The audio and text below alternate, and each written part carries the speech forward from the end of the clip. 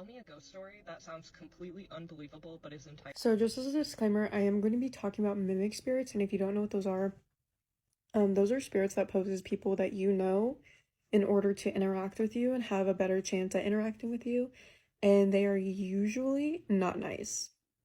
And I don't know if this was a mimic or what exactly this was, but the intervals for the story happened from October 2023 to January 2020, or October 2022 to January 2023. So to set the scene, I am at my boyfriend's parents' house. I am coming home for a weekend from college, and they had just gotten this huge wood wick candle, and they really wanted me to listen to it, so they lit it, because if you've never heard a wood wick candle, they crackle instead of like don't make any noise, and they sound pretty cool. So I'm typing my paper at their dining room table or their kitchen table, and I'm really honing in on listening to this candle. My boyfriend is like not there, and my boyfriend's parents have their backs facing to me watching TV. I'm listening when suddenly I hear my boyfriend's voice, like, "Hey, Layne," come from behind me. So I turn around and I'm looking, and these people are pretty religious, and you wouldn't expect anything to happen in their house, so I thought it was my boyfriend. So I got up, I went into the dining room with the lights off, and I'm looking around for him, and I can't find him. And I'm calling out to him, walking around this house, calling out to him, no response. I text him, and I'm like, "Where are you?" He comes downstairs and he's like, "I was in my room, like, what's going on?" And I think my face was a little freaked out, because at that point I had turned my back towards his parents so that if something were to happen, I was close enough to them where they would see it too. And I'm like, "I heard your voice, like, why are you fucking with me?" He told me essentially that he had been in his room for the last hour and it wasn't him, and he promises me that it wasn't him. So at this point, his parents were like, "Everything okay? Like, what's going on?" And I was like, "I heard Andrew's voice, but Andrew wasn't there. Like, I've never experienced something like that." And they're like, "It's fine. Like, you know, whatever." It not essentially happens, but they were just like, "Just leave it." And that's what I did. I just left it. And anyone who knows me in real life knows that my scariest stories come from me trying to be rational, because they're like, I usually freak out and I'm like, "That's a ghost," instead of saying like, "Oh, it's science." But when it's the opposite way and I'm like, "Oh, it was science," it's usually a spirit. And I left it alone, and it never happened again. And it's important to note that my boyfriend's parents didn't have a dog at that time, and in January of 2023 they got a dog. His name is Oakley. He's a Wheaton. He's very cute. And one night I took my boyfriend out to eat, and we were away, and when we got back the following morning, so we were out all night, my boyfriend's dad pulls me aside and he's like, "I heard it too." And I was like, "What did you hear?" Because it had been months at that point and I had no idea what he was talking about. He goes, "Andrew's voice. I heard Andrew's voice." And my blood ran cold. I was like, "What are you talking about?" And he goes on and proceeds to tell me that last night he heard Andrew open the garage door and go into the bathroom right next to the garage door and say like, "Hey, I'm home." He responds back to it, and he knows he's not crazy because the dog got up, Oakley, and he walked towards the garage door. And when Oakley wasn't coming back, he got up and went to go see what it was about. Then the bathroom door was open and nobody was there. He checks Andrew's room, he's not there. So I have a couple questions, like, what the hell was that? Like, what is that? And there's another story that his sister had about this thing, like 2 or 3 months later, and it happens in 2 to 3 month intervals. We haven't heard it since 2023, and it is by far one of the scariest things that ever happened to me, because why does it sound like my boyfriend? And I posted about this story a long time ago, and people were like, "You're not supposed to respond." How the hell was I supposed to know that that was a spirit? How the hell was I supposed to know that? Tell me a ghost story that sounds completely unbelievable but is entirely— Hey, you've probably seen me a couple different times with a couple different stories under this stitch, and whether it's the mimic story or the Ouija board story, it's important that you go watch the Ouija board story, because this is a continuation of what happened a month after we played with the Ouija board we made. And before I start, I just need to address something really quickly, because I do have a lot of comments about Laura stories. We want more Laura.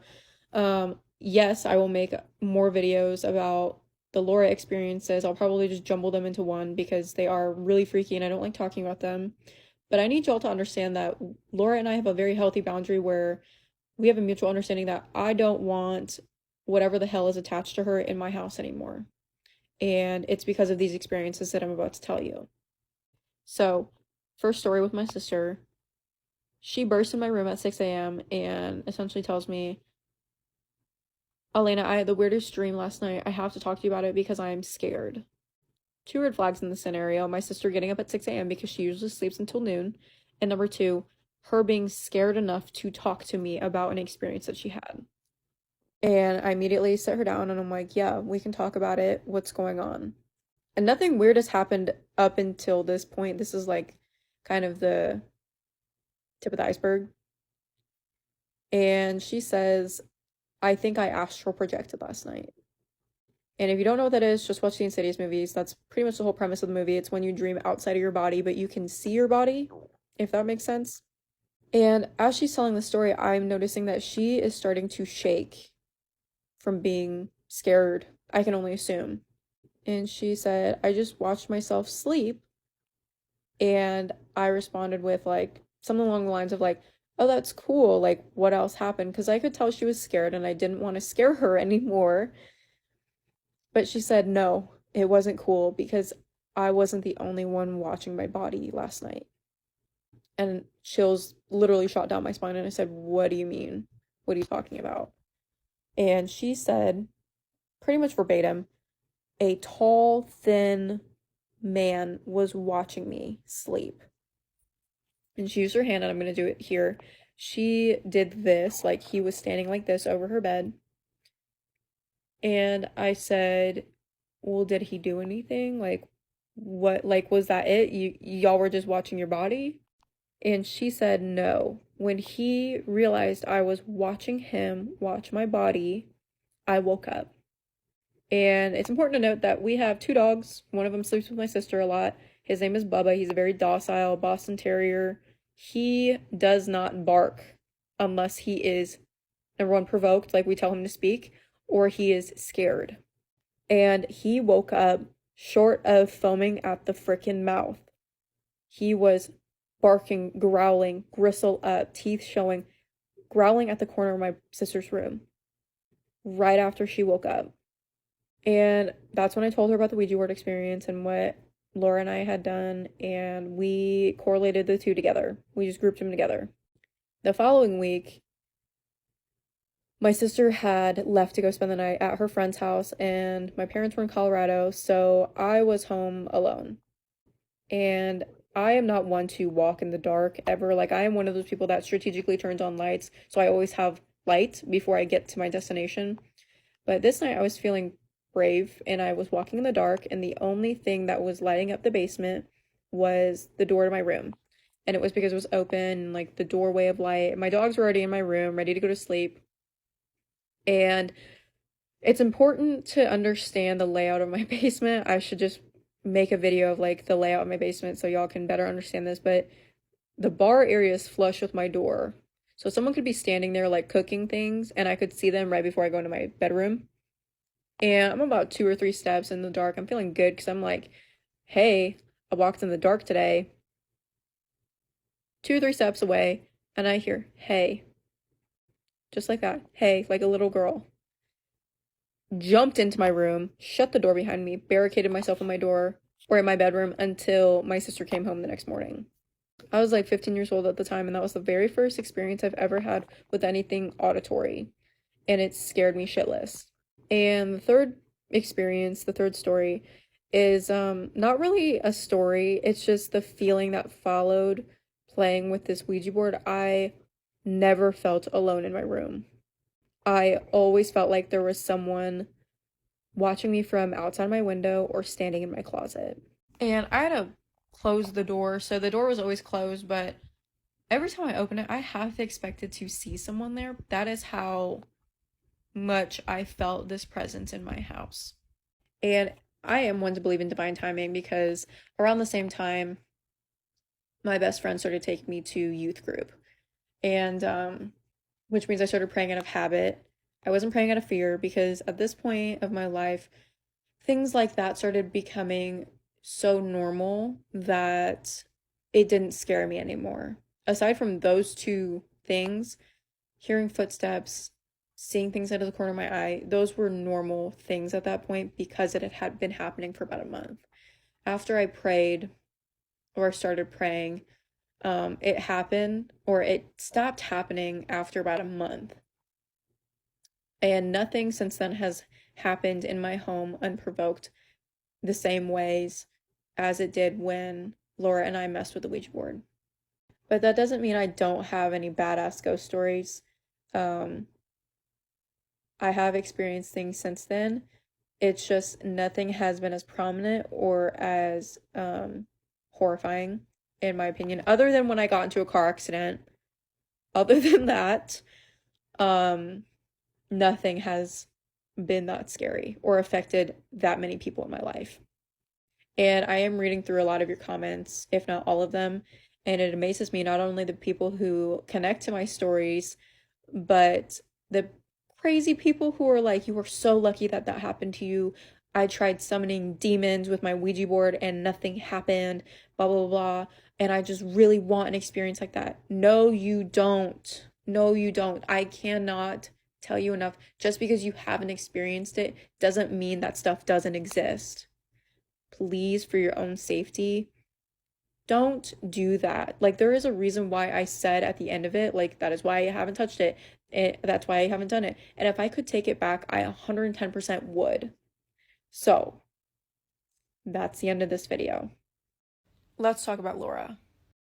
So, these stories I'm about to tell you contribute to me connecting the dots and putting in place the boundary I have with her today. These also happened 10 years ago this year. But before I do anything, I'm just going to cover a couple of comments that I've been getting, such as, you're a bad friend for displacing all of this blame onto Laura. That is absolutely not what I'm trying to do.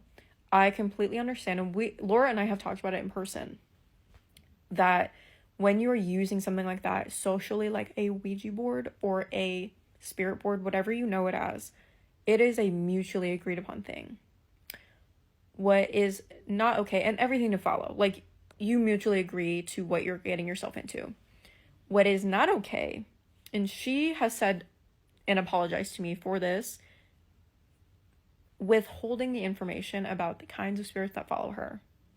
She has been telling me since we were literally girls that these spirits are nice, that they're not going to hurt you, that they're not going to mess with you. False.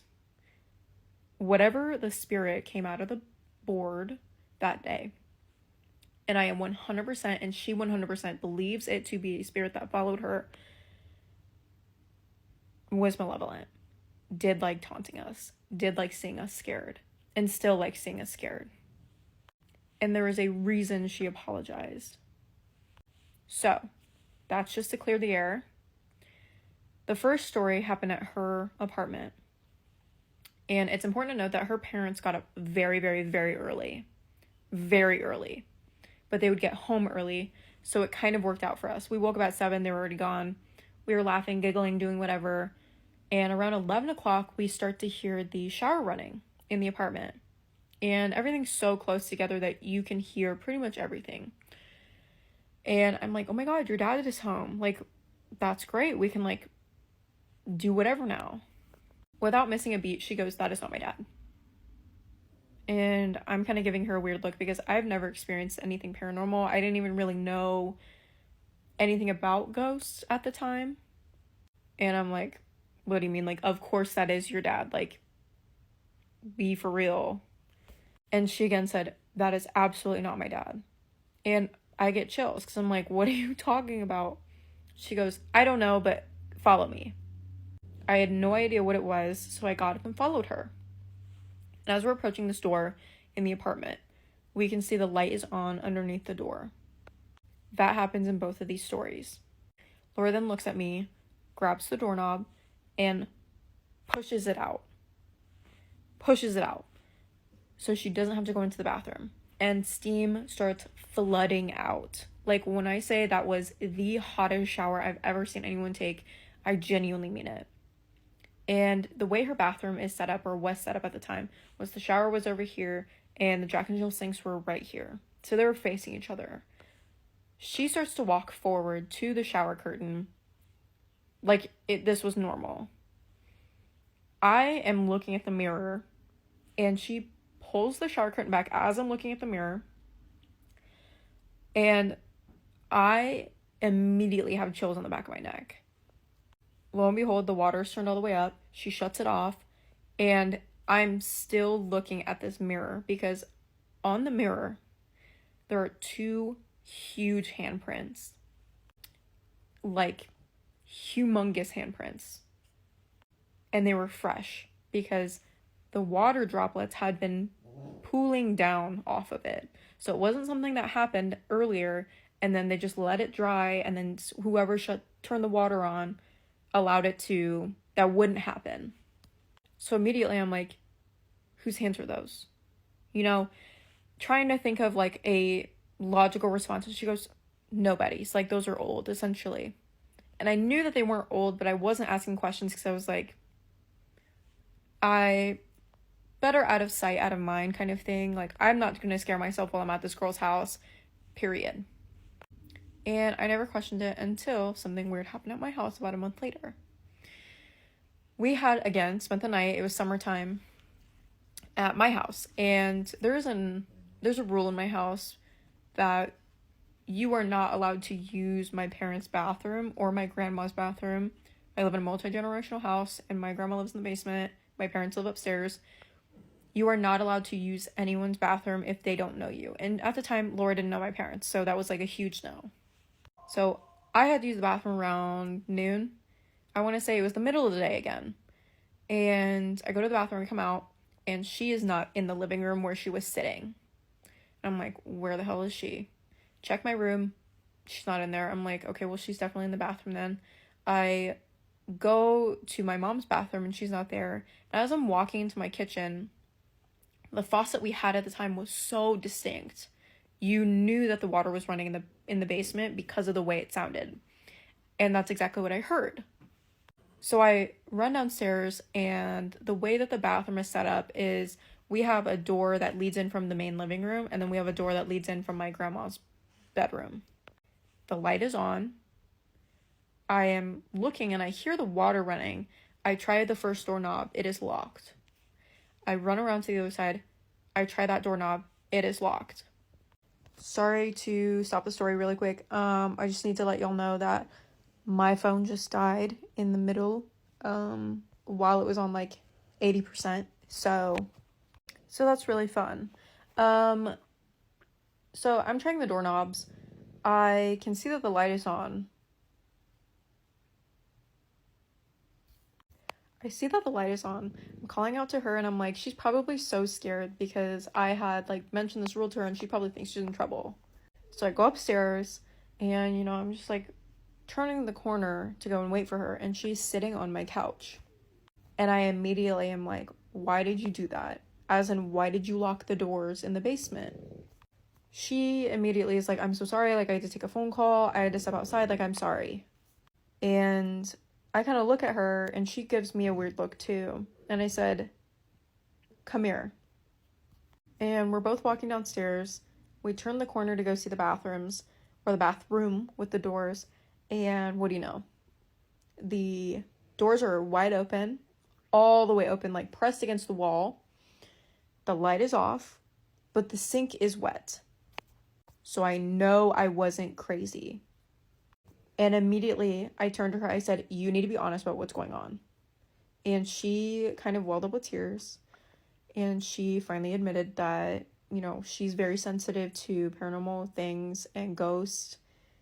And that she has been having these things happen to her for a long time.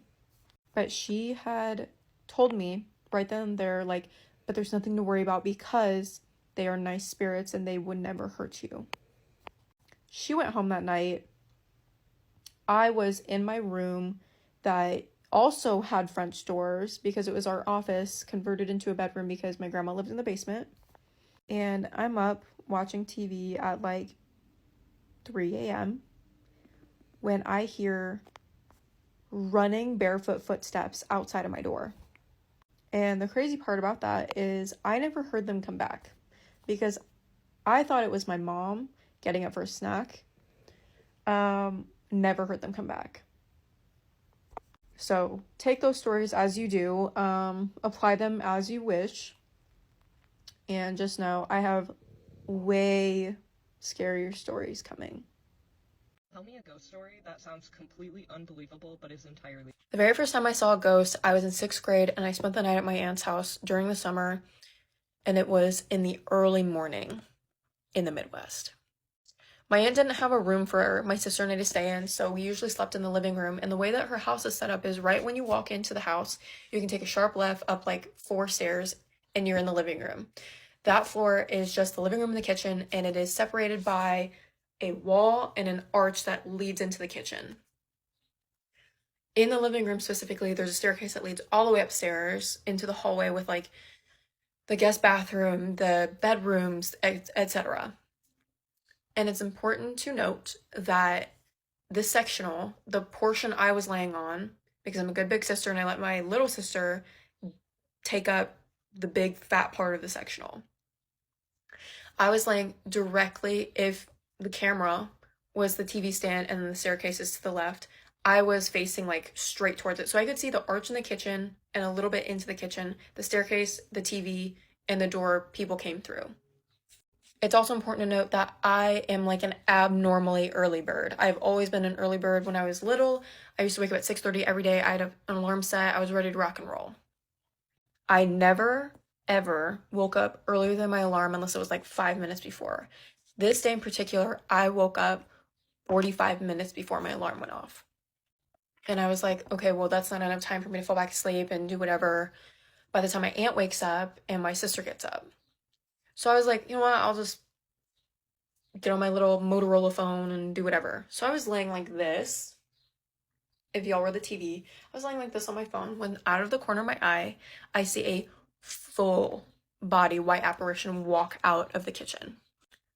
Through the arch, out from the kitchen, in front of the TV, which is the camera, look at my sister and I, my baby sister sleeping right behind me, walk down the stairs, and disappear onto the main floor. And immediately, and this is a very common theme in my stories, I start rationalizing. I'm like, that was not a ghost, that was something else. That was a car with its high beams on, it's early in the morning, the light's not coming in yet, maybe it's the sun, I don't know. And just to note, it was like pure white, like this color, but see-through. And right as I'm rationalizing this, and I was like, I'm not trying to scare my baby sister, from behind me, I hear, did you see that? My baby sister was awake the entire time. And she's a notorious sleepwalker, sleep talker, says scary things in her sleep. So I immediately kind of bend my head backwards because she is like behind me and my head is resting on the pillow that is like separating this part of sectional that she was sleeping on. And I lean my head back and her eyes are huge. So she wasn't sleeping. And I immediately throw my legs over my shoulders and I like roll on top of her and I'm like, you're lying. Don't mess with me. You saw that. She said, yeah, I saw it. And we never talked about it again until we started seeing it at my biological dad's apartment too. And it started with just me. Seeing this thing everywhere. And I remember when my dad got this apartment, I don't know how we knew, but the man who was in there before us had passed away in the apartment. That's important because the way that the apartment was set up was my dad got a 2-bedroom and my sister and I shared a bedroom. I refused to sleep in the bedroom. I don't know why. It made me like feel weird. I didn't like being in there. I don't know what it was, but I would not sleep in that bedroom. So I slept on the couch. And the way that the couch was set up in his apartment at the time was I could see the bathroom door front, like that was in the hallway. I could see into the kitchen through the breakfast bar nook and the apartment door. I woke up at like 2-3 o'clock in the morning and everyone's obviously asleep. I have always slept with a lamp on because I'm scared of the dark. As you can see, it's like illuminating onto my face even now.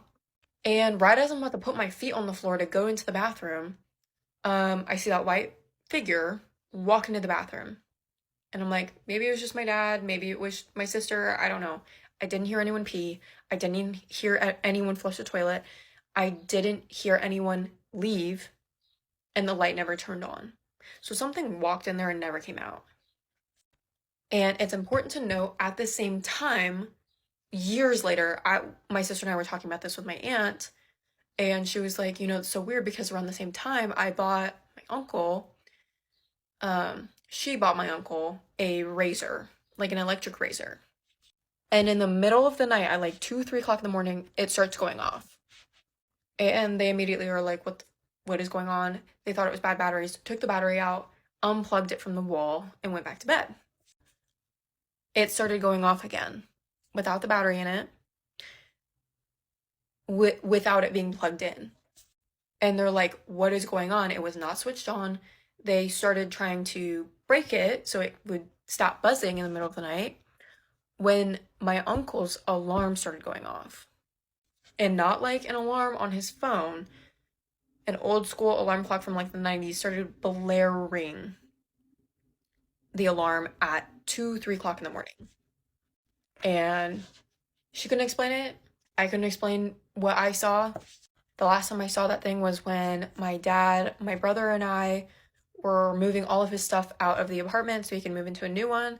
And right as I'm shutting the door, I was tasked with shutting and locking the door and leaving the key under the mat. As I'm shutting the door, you can see all the way back into my bedroom in that apartment, and I saw it peek around the corner. Oh. And I never saw it again. So it's been storming pretty much all day, and in the Midwest, anytime it storms, it calls for something scary. So today I'm going to be answering a huge question in my comment section, and that is, what is the difference between mimics, shapeshifters, and skinwalkers? So just before I start, I do just want to make it known that this is all very surface research. I only had to research one of these topics, and that was shapeshifting, because I thought shapeshifters and skinwalkers coincided with one another. They kind of do, but there's a huge distinction between skinwalker and shapeshifter, and I will get into that in a second. But let's start off with the easy stuff, a mimic. So as everyone is, I'm sure, well aware now, I have had multiple experiences with a mimic. These are just spirits that mimic human behavior. So this is speech patterns, how people laugh, talk, like I said, whispers, sneezing, stuff like that. So from what I could find, I think it's pretty uncommon to physically see a mimic just because it is a spirit, and it's already pretty uncommon to see spirits as it is.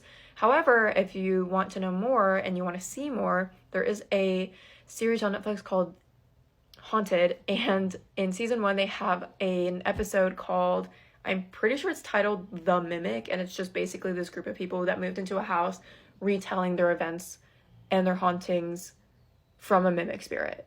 10 out of 10, kind of scary, would recommend. Moving on to shapeshifters, these are specifically supernatural creatures that take shape of different people and things by unnatural means. It's considered one of the earliest forms of shamanism, which I thought was kind of scary and kind of cool.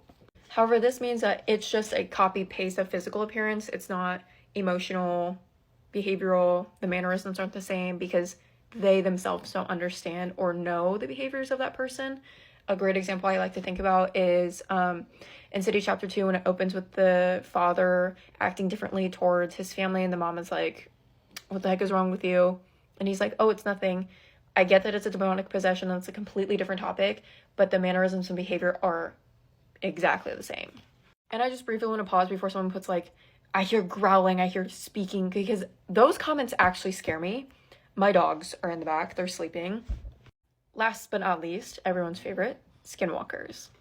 These, in my opinion, I have never had a run-in with a skinwalker, so I don't know if they are real. Maybe people can drop their experiences in the comments, because I absolutely love reading all of your guys' experiences. It's super fascinating that a lot of us have the same experiences. But it's important to note that the Wendigo and the skinwalker are literally the same thing. Skinwalker is just like the new word. Wendigo derives from Native American culture because that's where this creature came from, is Native American culture. specifically a process called the witchery way. And remember that little detail that I was mentioning about like the difference between shapeshifters and skinwalkers? It's cannibalism. So specifically, to become a skinwalker, you have to a close family member, and so you turn into them. I don't know. I'm just regurgitating the information that I read from like multiple websites, including the Denver History Library, which is a .org. So I don't know. But I do know that these creatures have a vicious cycle where they act like prey, then they kill their prey, and then their prey, and then they turn into it, and then they replace the prey, and then they do it again. So that's why a lot of these creatures sound like people and animals, because them. So I hope that cleared up a lot of information for everyone else, because I've been getting a lot of comments that were like, the mimic wasn't really a mimic, it was a skinwalker and you're gonna die. And I truly believe that it's just a mimic spirit because, number one, I've never seen it. And I don't think whatever it is trying to harm me, because I heard it the other day and I actually took your guys' advice and I didn't respond back. And I didn't tell my boyfriend because I was too scared. And I just want to let y'all know now that what I have coming next is poltergeist activity. So watch out for that one. Tell me a ghost story that sounds completely unbelievable but is entirely true. I'll go. So you've probably seen my face under the stitch before. I have a lot of different stories, but before you watch this one, it's important you watch my Ouija board story before I tell you about my boyfriend's experience with a Ouija board and a poltergeist spirit. I only say that so we can compare and contrast my experiences and better confirm that we should not play with these things, because a lot of us don't know what the heck we're getting ourselves into. Some slight differences in the story. Obviously, I have always believed in spirits. He did not believe in spirits until this happened to him. Second, I physically made my board, and third, I physically touched my board. For him, he didn't touch it, and this board was already made. He was just there for the paranormal happenings following. And before I start this video, I just want to clarify what a poltergeist is. These are spirits that can physically move items that we see. So this is the doors opening, the doors slamming, the cabinets opening, your things going missing and moving. And for the sake of this video, my boyfriend's friends' names are Gage and Sean. So my boyfriend was already on the way to hang out with Gage and Sean had been hanging out earlier in the day, and they decided to play with this Ouija board that they found in Sean's sister's room.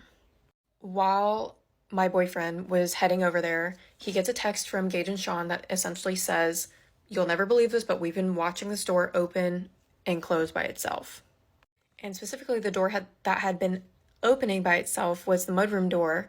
And when my boyfriend got there, he made sure to shut it hard.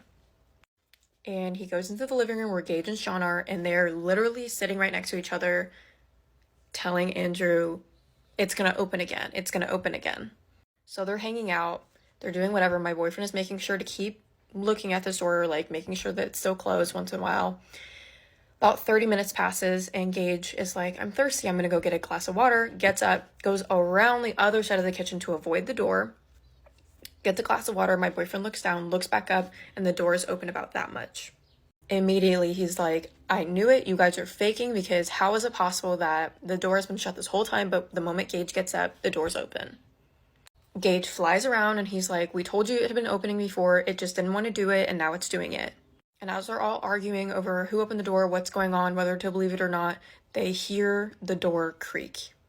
So they all whip their heads around and look down this hallway towards the mudroom, and they all watch this door swing open and slam shut.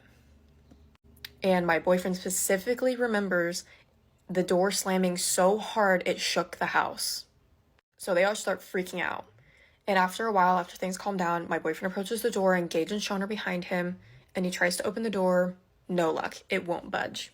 And around this time, Sean's sister gets home and is like, "What are you guys up to? What are you guys even doing?" And when Sean and Gage tell his sister what they had been up to and what they had done before Andrew got there, her face turns white. And a very important detail that I've left out until this point is that Sean's sister works at a very famous haunted museum in my town. And she had brought this board home from the museum that she worked at. I don't know why. I don't know if she had permission. I don't know because I wasn't there. But the important thing is that this board was now in their house and they had played with something that they weren't supposed to. So she starts panicking and telling them, you have no idea what you did. You have no idea what you were messing with. Essentially, I'm going to have to cleanse the house and let's just hope for the best. So eventually the four of them were able to open the door. And when they opened the door, everything in the mudroom had been taken off the walls, taken off the shelves, taken off the top of the laundry machines, thrown into the middle of the room, shoved against the door so they wouldn't be able to get in. Immediately, my boyfriend is like, no, I'm leaving. Goodbye. You guys are dumb for doing this. And he left. And that was that. From my understanding, Sean's sister cleansed the home and they didn't have any experiences after that. I don't know. However, I am going to make a separate video about my boyfriend's first experience with a run-in after taunting spirits.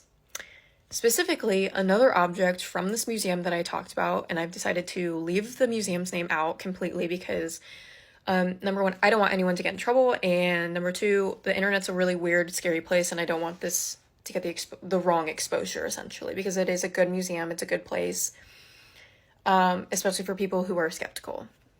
However, I will give this clue. The museum in my town has a very haunted doll. When I say very haunted doll, I mean one of the most haunted dolls in America. And the doll is possessed by something that I can only assume is not a friendly spirit because my boyfriend messed with the spirit and he got the horns. In short, don't mess with a Ouija board. Tell me a ghost story that sounds completely unbelievable but is entirely true. I'll go first. So I had to hop on this trend because I could literally make a whole entire series about all the experiences I have had growing up, especially in the house that I grew up in. But I'll start with one really creepy story that literally gave me chills and still freaks me out to this day. When I was younger, my family had Korean exchange students that lived in our house, and one of the students shared a room with me, so we had a bunk bed, and she took the bottom and I took the top. And during this time, my dad had removed all of the doors to all the rooms in our basement because we were getting new carpet. And so I wanted a little bit more privacy. So for Christmas, my grandma gifted me some door beads, but they didn't come to the floor all the way. They were about a foot off of the floor.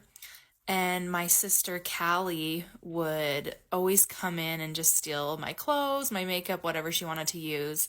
And I was a pretty light sleeper, so she would slide under the door beads to come in the morning before school and to not wake me up.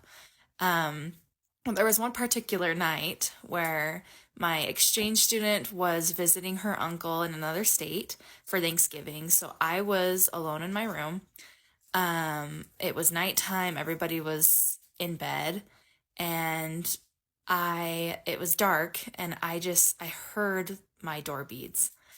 So I looked over and I see what looks like my sister, just like her silhouette, and she's got long, curly hair, and she was crawling on all fours with her hair, and her hair was like hanging in front of her face, and she was crawling on all fours, sliding under the door beads, and I could see the door beads like hitting against her back as she slid under.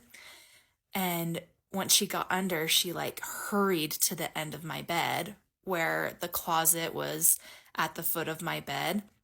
So I was thinking to myself, like, oh, I caught her in the act this time. I'm going to totally tell her that I knew she was stealing my clothes. So I snuck to the edge, to the end of the bunk bed. And I just tried to scare her. And when I looked over the end of my bed, there was nobody there. So I just started screaming, and then my sister ended up running down the hall, and she came in and turned on my light, and she's like, what? And I was just like, you have and I just freaked out and told her what had happened. But that was one time that was super, super creepy. So we just recorded our video outside in the car, and the audio was like lagging like crazy. So we came inside to record, but our mom we're just at her house right now. And she was like, I was walking in the living room and I heard someone call my name, and we're like, oh, that wasn't us. So it's just funny that little things like this happen quite often. But then we look up the video and the audio's working again. So we're going to post it. So here you go. Hi everyone. We just finished our morning workout and thought we'd hop on here to share a little bit more stories, because there was a lot of you requesting to hear more about all of the experiences that we've had growing up. This is my sister Callie. She's the one who I thought was crawling under the door beads, and she admits, Yeah, I was stealing your clothes. she was stealing my clothes. So I was right about that. But the night that I thought I saw her crawling under my door beads, it wasn't her. And she was a sister that ran down the hallway and flipped on my light when I started screaming. So Like a maniac. I know it wasn't her.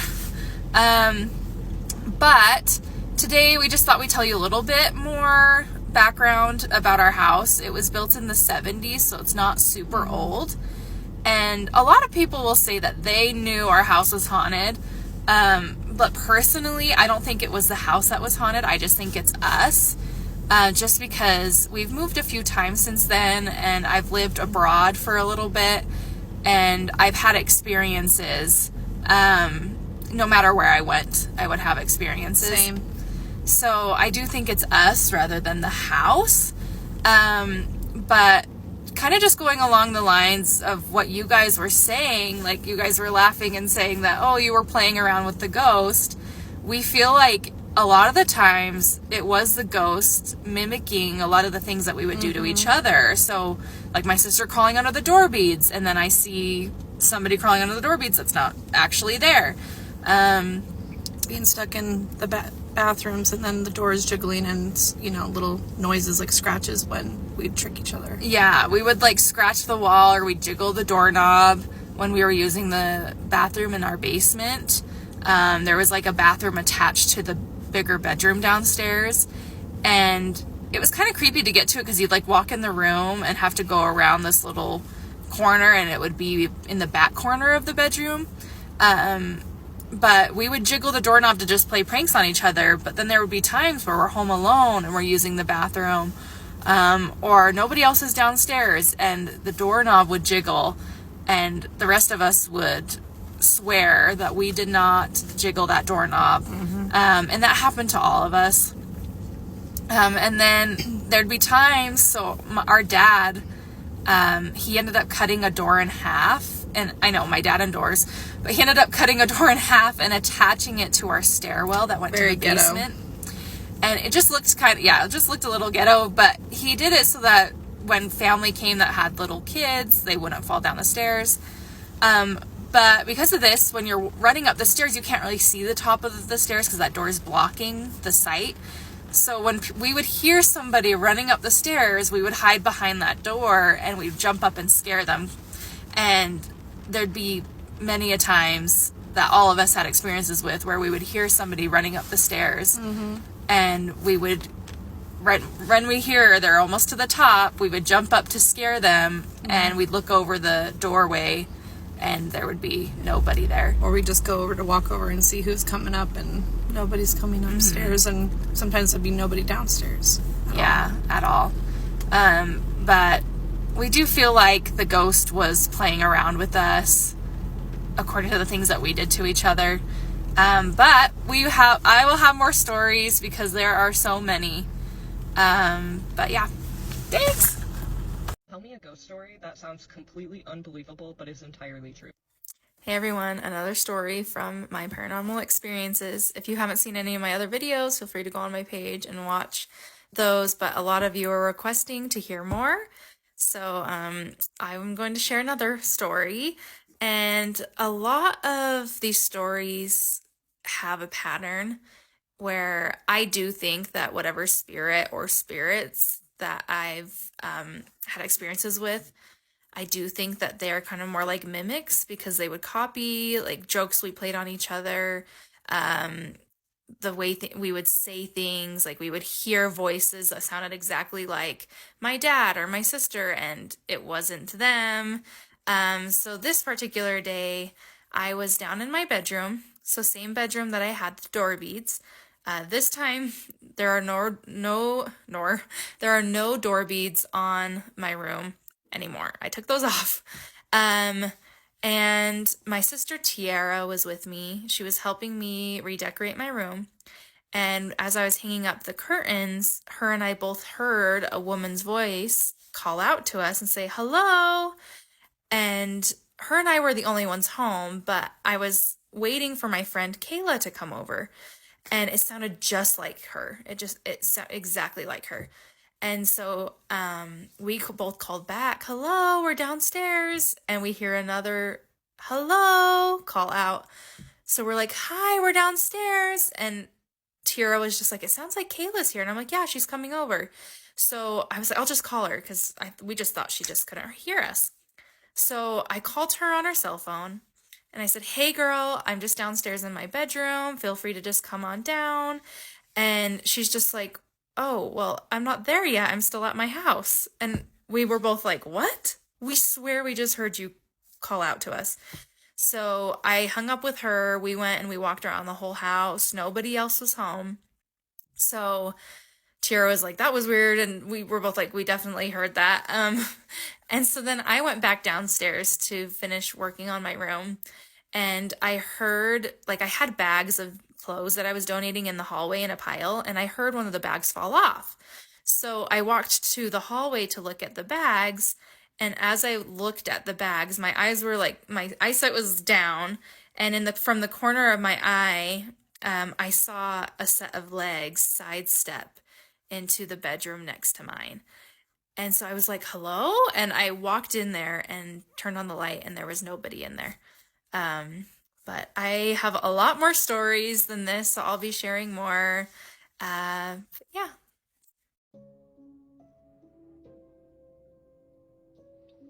Hi everyone, ghost story time. Today I'm with my brother Boston.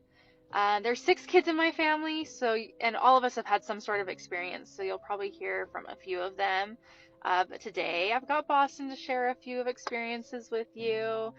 So you want to share, Bossy? Yeah, so I didn't have much experiences as they did, but I did have a few. And majority of them are actually from me dreaming, actually. But there is one experience I like to share where I was fully awake. I was upstairs in the living room, lights are off, I'm just watching TV, and there's a hallway that leads to the bedrooms when you enter the living room. And so, as I was watching TV, I just felt really compelled to look down the hallway. As I looked down it was just pitch black and nothing was happening. So I was like, oh, there's nothing there. So I turned back to the TV, and the moment I turned back, all I hear was, hey! And I jumped. I jumped on the couch. I was petrified with fear. And I know there's no one home. It's like literally just me.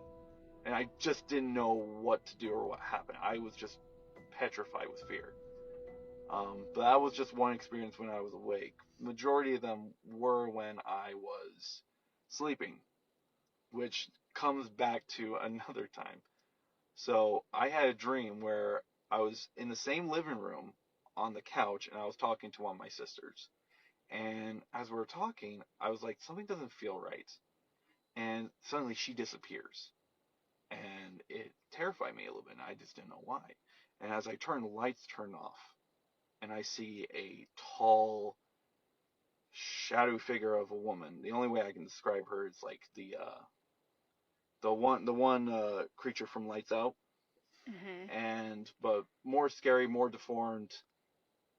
Which like a woman in our house is probably the most common apparition that we had seen.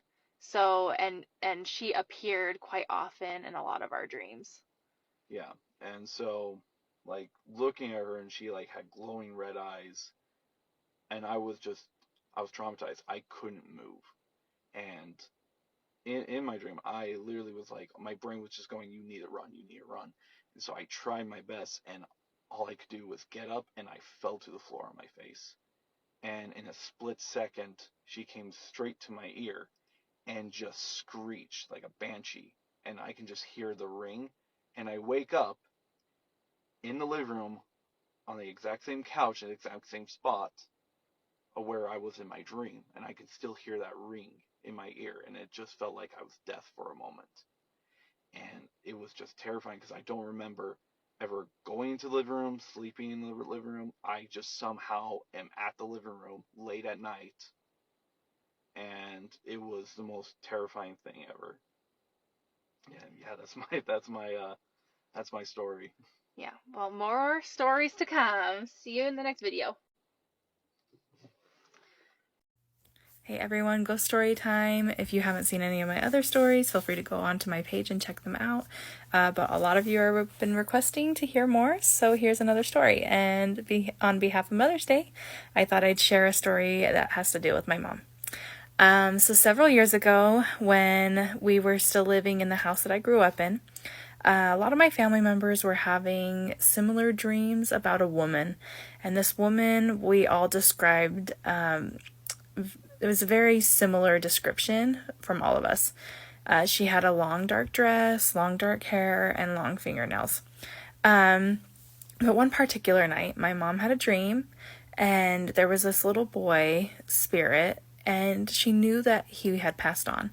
But he was very scared, and there was this woman, long dark dress, long fingernails, long dark hair, who kept trying to get to him. And so my mom kept grabbing him and keeping him in her arms, holding him close to her.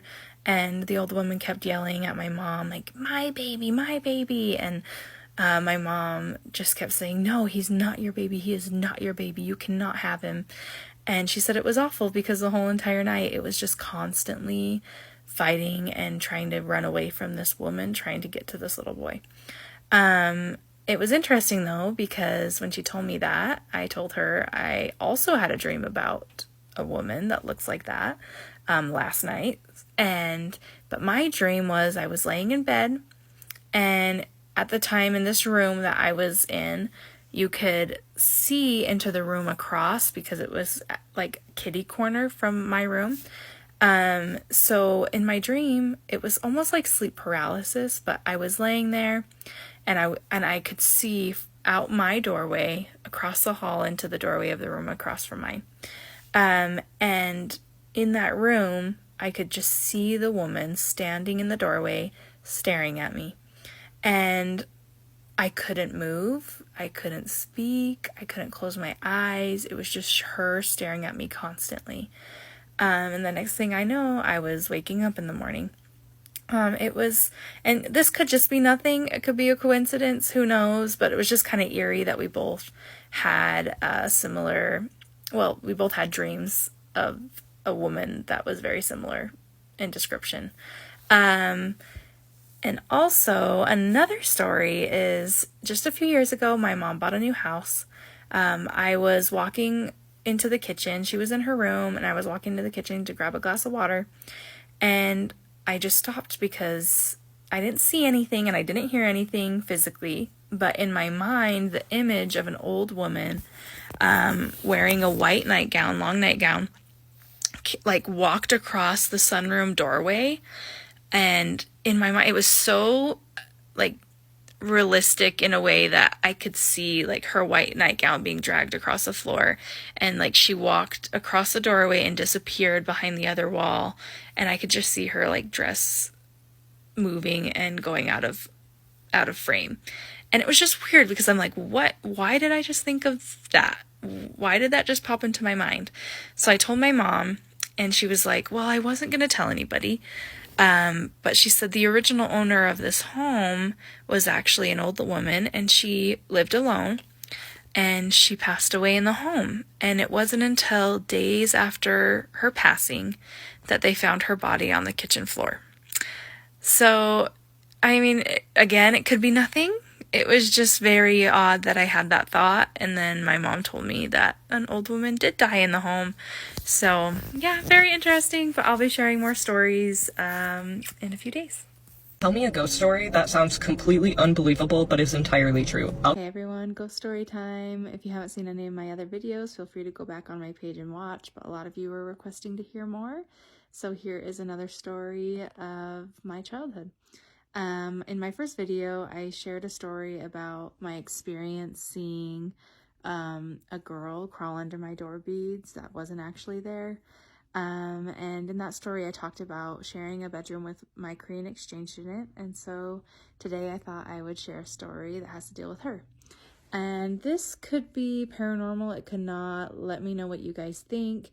But to this day, it has remained a mystery to all of us, and we can't explain it. But years ago, we had a neighbor that lived down the street. She was an older woman, and she was known as the neighborhood cat lady because she fed all the stray cats. And she really kept to herself. She wasn't really involved in the community. So nobody really knew much about her, and she didn't know much about anybody else. But she had a few pet dogs, and one day, my mom received a phone call, and I remember hearing my mom, acting very confused and saying, "What? Are you sure? Are you sure it's my Janie?" And Janie's the name of our Korean exchange student.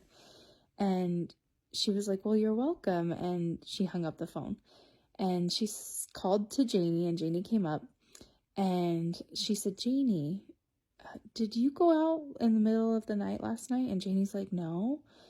And we were all just like, what happened? And she was saying that the neighbor called and said that yesterday her dog got out of the yard and ran away. She spent all day looking for this little dog, could not find this little dog. And then at 4 a.m. in the morning, there's a knock on her front door. She opens the door, and there is a Korean girl on the front porch with her dog. And she said, "Oh my goodness, you found my dog. Where did you find her?" And she said, "I was just running the neighborhood and I found her running around." And she said, "Thank you so much. And what's your name?" And she said, "My name's Janie, and I'm living with the Lynns." And that's all she told her. And this old woman did not know that we had Korean exchange students. She did not know Janie's name.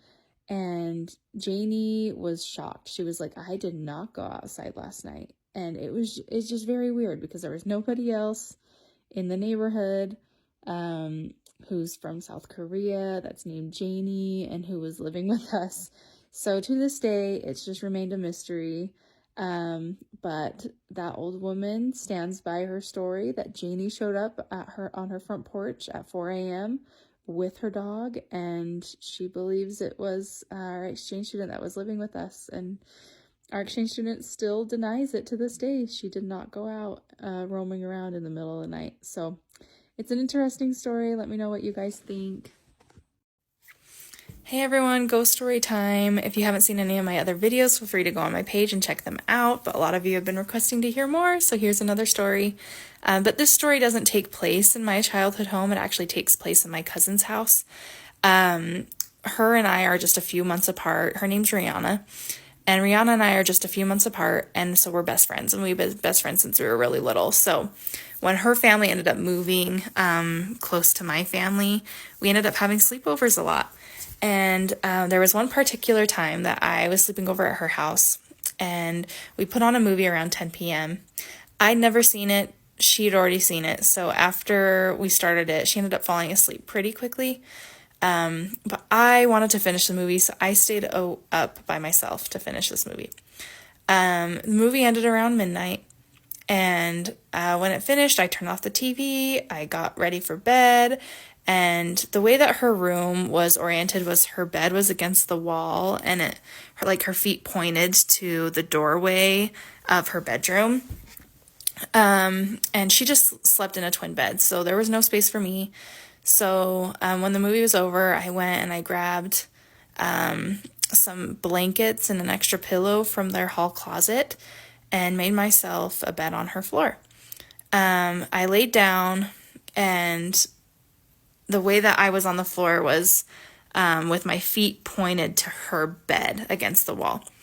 And I remember, and it was just a very odd thing that happened, which is not scary, this part, but it was just very odd. And I heard, we had the windows open because it was summer and it was kind of hot inside, so we wanted to cool off.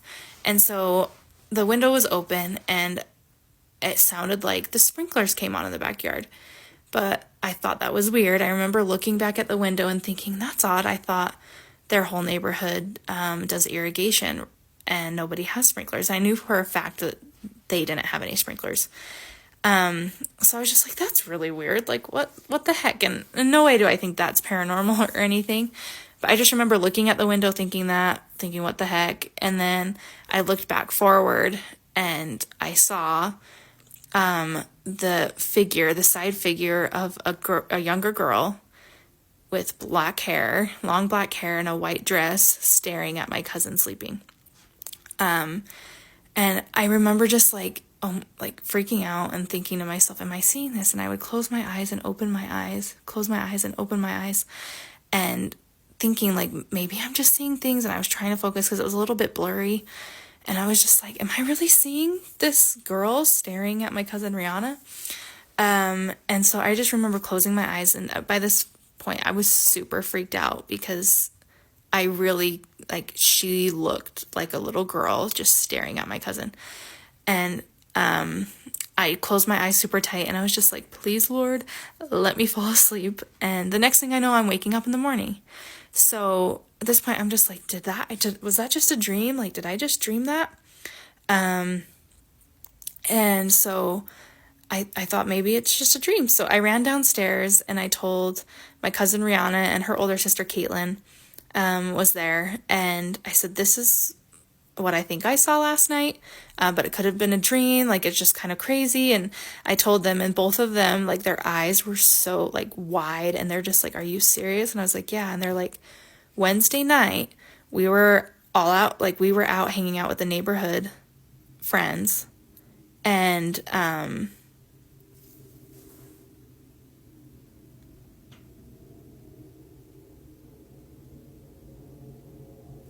one second.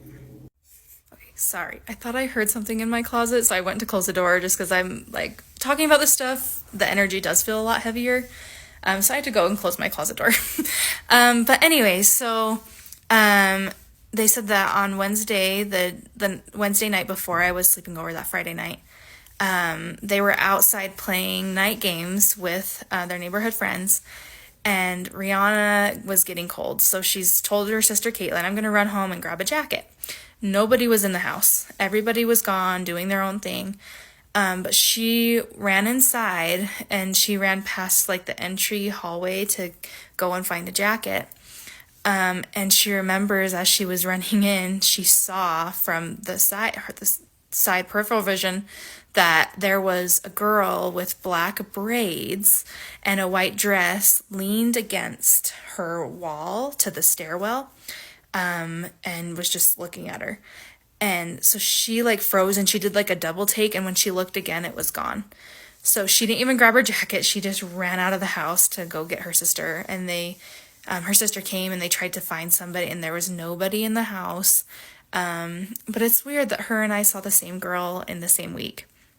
So years passed, and her little sister Alicia, who there's a lot of stories about her too. When she was younger, she would say things, or the way that she looked over your shoulder or into the darkness of her room. Like there's some weird things that she definitely could see things when she was really little. But this just happened a few years ago. She now sleeps in that room that Rihanna used to sleep in, and her bed is in the same spot that Rihanna's bed used to be in, so facing the doorway to the bedroom.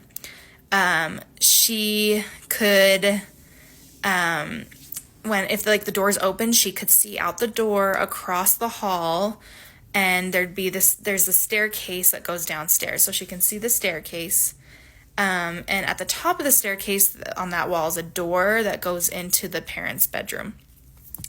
But she said she was laying down trying to go to sleep, and her room door was open, and she looks out her room door and she sees a girl with black hair and a white dress crawling up the stairs, crawls into her parents' bedroom and closes the door behind her.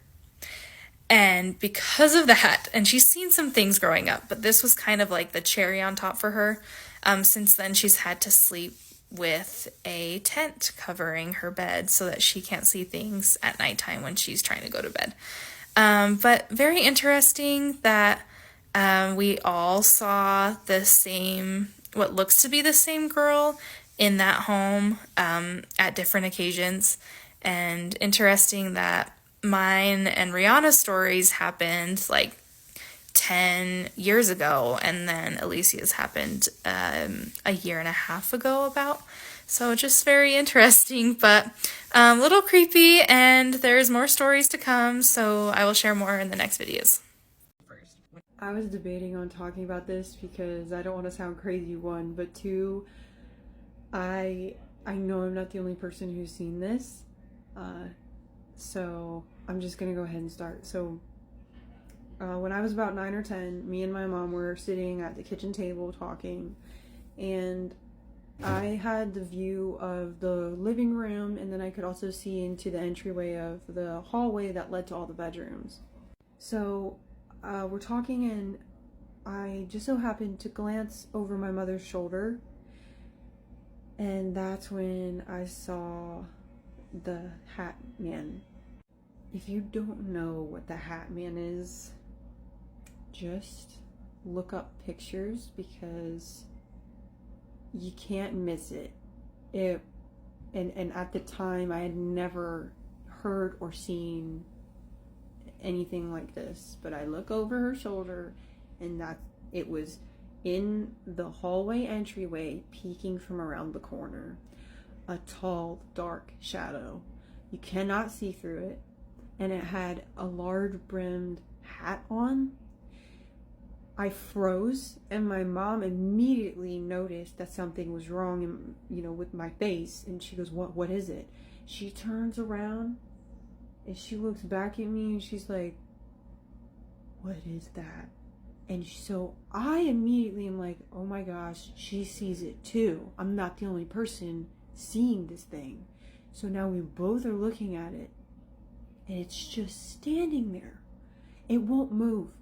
It's not like one of those times where, oh, I just saw something at the corner of my eye. It was there, and it was staying there, and it stood there for, I swear, about 30 seconds. It was there, and then it just slowly backed out of view into the hallway. As soon as that thing was gone, I jumped up out of my seat, and both me and my mother go over there, and we open every single door in that hallway, and there's absolutely nobody. There's no one there. My dad was working at a late shift, and my sister was at our grandparents' house sleeping over. We both saw it, and to this day, we both still talk about it. It's stayed with me to this day. It's one thing that I cannot shake off, and I know I'm not the only one who's seen it. I am glad you asked this question because I have so many more stories. The house that I grew up in actually has the most stories within its walls because I grew up there, but two, this house, my mother's house, actually was built upon old farm plantation. And there's an intersection by the house where a house actually used to be standing, and it's obviously not there anymore. It's an intersection for a road.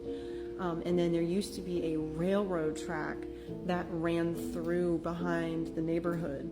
I'm gonna start off one ghost at a time, and yes, I say one ghost at a time because there was more than one residing in our home before we got it cleansed. To this day, there is still spirit residing there, even though we got it cleansed. So when I was about 10 years old, around the time that I actually saw the Hat Man, and if you haven't seen that video, go back to my profile and look at it because that's a real creepy one. But I was laying in my bed one night and I was facing a wall and I had windows on either side of my room. That part doesn't matter, but it's just to give a preference of what we're looking at here. So I'm drifting off to sleep and I wake up suddenly.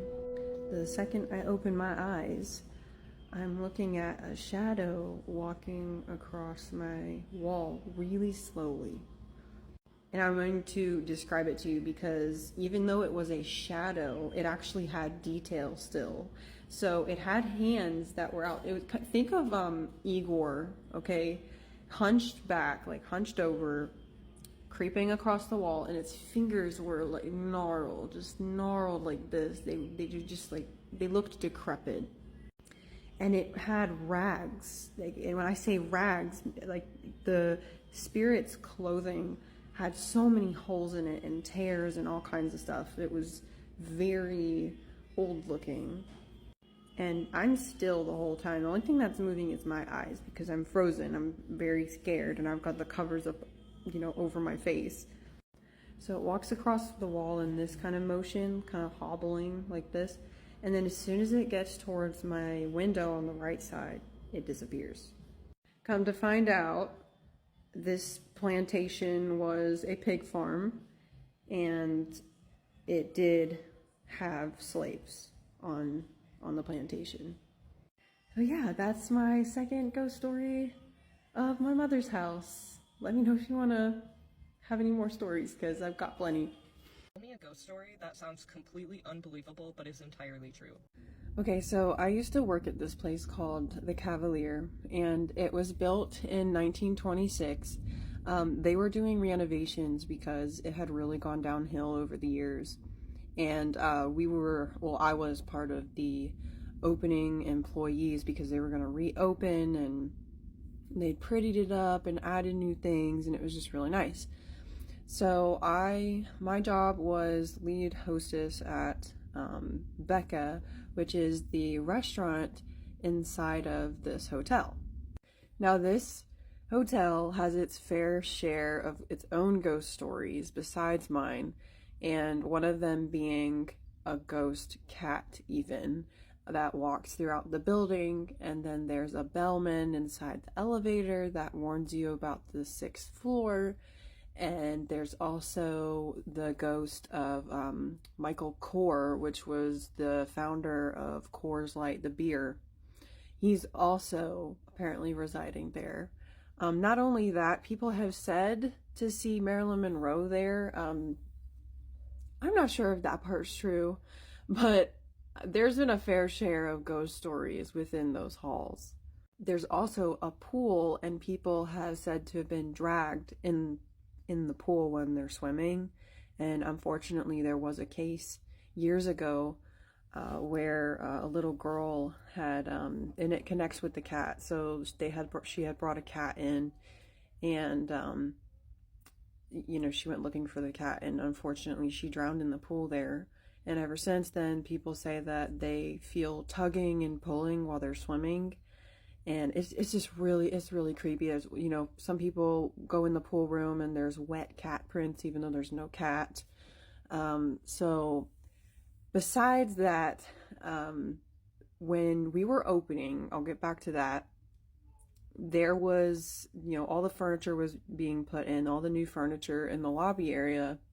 And I had come in one morning for work and there's a lot of commotion going on. And I was asking, what's going on? And someone was telling me, they were like, well, last night someone rearranged all the furniture. And I was like, what do you mean rearranged all the furniture? And they're like, well, they didn't have the camera set up yet, except for in the front. And they didn't have a camera set up yet in the lobby. And all the furniture had been rearranged when they came in. And the last person out was last night. And he didn't rearrange the furniture, so they're really confused as to why the furniture got rearranged. And when I say rearranged, I mean like these are big couches that were pushed and moved. They were all over the place. So now we're open, right? So we're open. There's lots of customers coming. People are renting rooms. It's great. So I'm in charge of taking reservations for this restaurant. And, I have a spiel that I'm supposed to say when I answer the phone, thank you for calling, Becca at the Cavalier, how can I help you? And I, get a call and I pick up the phone and it's really staticky on the line. And it's this woman on the other end of the line and she goes, hello, can you hear me? And I said, yes, can you hear me? And she says, yes. And she has this transatlantic accent. Okay. If you don't know what that is, think back in the old movies, how they used to talk. Okay.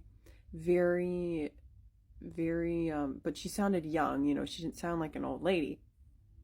And she was asking me, is this the Cavalier? I said, yes, this is the Cavalier. Are you looking to book a room or are you looking for Becca, the restaurant, because you've called the restaurant? And she says, oh, well, I remember the Cavalier and it was so beautiful. And she just started going on and on about, I remember the days, and she was reminiscing. And in the back of my mind, I'm like, she sounds so young to be talking about the 1920s, 30s, 40s, she doesn't sound like an older woman reminiscing on something. She has this young voice. And she said, well, you find a reservation for me and you can call me back. And then I said, okay. And the phone kept getting staticky over and over again. So I said, okay, I will look, for you, because I'm pretty sure we were booked. So I was telling her I would just look just to see if there was anything available. And so I hang up the phone. I ended up finding a reservation. Cool. I was like, oh, that's so awesome. She's going to be so excited. So I go to, because you can press the button to call back the number you were just talking to. The number didn't exist. I call my manager. I said, I just talked to this woman on the phone. My coworker was right next to me while I was talking to this woman on the phone. Is saying the phone number doesn't exist. To this day, we have no clue. No clue what happened. So I'm fully convinced I talked to a ghost on the phone. I have plenty more where that came from. I've got so many ghost stories, I swear. But what was behind me, I could show you. So it's just a pretty little wall sconce. I used to have two, but one of them broke. But I love it. It's so cute. Okay, so let's get started. I'm gonna go ahead and sit down. So I'm going to go back to my mother's house. Okay, so let's go back to my mom's house. If you haven't seen the video of the Hat Man, go back to look at that video, because that was the first video I posted about experiences I've had in my mother's house. So let's fast forward to when I'm about 12 years old. I was about around 10 years old when I saw the Hat Man, and I was just about 10 when I saw this shadow figure in my room, and I posted a video about that one too. So fast forward, I'm like 12 years old, and we have a family friend who is a psychic medium come to the house. Now, his name he was a reverend, so Reverend Dave, okay, and he had been friends with my mother since they grew up together, basically. So he comes in the house, and this man, he can see spirit like we would see each other, just like the movies. He could see spirits like they were walking, talking regular people. He comes to our house because the energy has really amped up there was a lot of arguments going on because at the time, unfortunately, my parents were going through a divorce. So there was a lot happening emotionally and verbally. So, of course, any kind of negative energy is going to heighten whatever's already going on. So he comes in and he takes a deep breath because he's like, wow, okay, there's a lot of spirit in here. He's immediately drawn to the, where we had actually seen the Hat Man. So it was in the entryway to our hallway, and sorry, this creeps me out. He was going on basically saying he was seeing things. So there was like a woman in there, and there was a man in there, and they were just no good. He moves on from that, and then he gets to my room. Mind you, I'm 12 years old, so he goes into my room, and he just stops. He freezes. And he closes his eyes, and he's taking deep breaths, and he's like, I've never seen so many ghosts at one time. I was scared, as I should be. And then he turns to me and he goes, all of these spirits in here, they're children. And I'm like, okay, I'm already creeped. As soon as you walked in, buddy, you creeped me out. But now I'm over it. Like, I've had enough. Like, I'm officially freaked out. So he tells me, this is the creepier part. He looks at me and he goes, these children spirits, they're wondering why you don't want to play with them. I was 12 years old. I was so scared. That wasn't even all of it. Like, he walks out of my room because he had sage and stuff, and he was saying prayers and everything. But here's the craziest part about him in my room. He said it was because of me that I attracted these spirits to come to me because of my own energy. This is a lot for a 12-year-old to even just think about, process. I mean, this is crazy. I mean, anyone would think this is insane, right? And he said they're coming. It's almost like he literally said this. He said it's like a portal that's on your window. I know this is a lot to take in. Bear with me, okay? The craziest part about that was for some reason, I had always been freaked out by this window. My bed was against a wall where I could actually see both windows, but this window, I was always scared I made sure I closed the curtains before it was nighttime. Let's put it that way. I could never look out that window at nighttime, and I never understood why. My other window, no problem. I could close it at nighttime. I don't have a problem. But for some reason, I was so scared of this window, and him telling me that they were coming through this area of the house right where this window is. It basically clicked. It made so much sense to me. I was like, well, maybe that's why it for some reason unnerves me. This window unnerves me all the time. Now I've got to make different videos for the rest of the house because those are also, each have their own story. He went through literally the life of these ghosts. So when it comes to my room, I think the craziest part out of all of it, I know all of it sounds insane. Trust me. I know. I was there, okay? Not only was I there, I was 12. But shortly after he had cleansed the whole house and left, it was maybe a few days later, and my window broke. The alarm went off because we had alarms on the windows. This was in the middle of the night, mind you, so of course it was scary. And not the outside of the window, but the inside of the window, because you know how there's windows where it's like dual glass. the inside of it broke down from the right top side all the way to the left bottom side. Just completely just, and I mean, you know, there was no explanation for it. I mean, I was asleep. I didn't do it. It wasn't damaged from the outside. The only damage was on the inside. So I think that in my 12-year-old brain, I was like, oh, you know, now the ghosts are gone, so maybe that's why it broke, because, you know, they can't come through the window anymore, you know. But yeah, I'm definitely gonna have to do different videos for the other ones, because those are gonna be long, but yeah. Tell me a ghost story that sounds completely unbelievable but is entirely true. Okay, just bear with me on this one, because this is a little bit of a long one.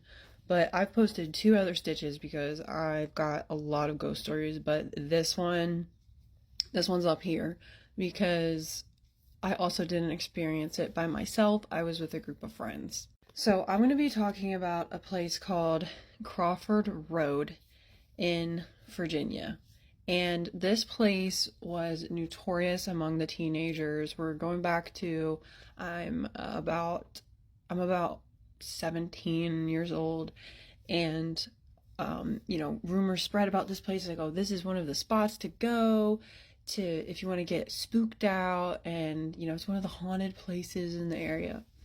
So, you know, think back 2016 summertime, okay?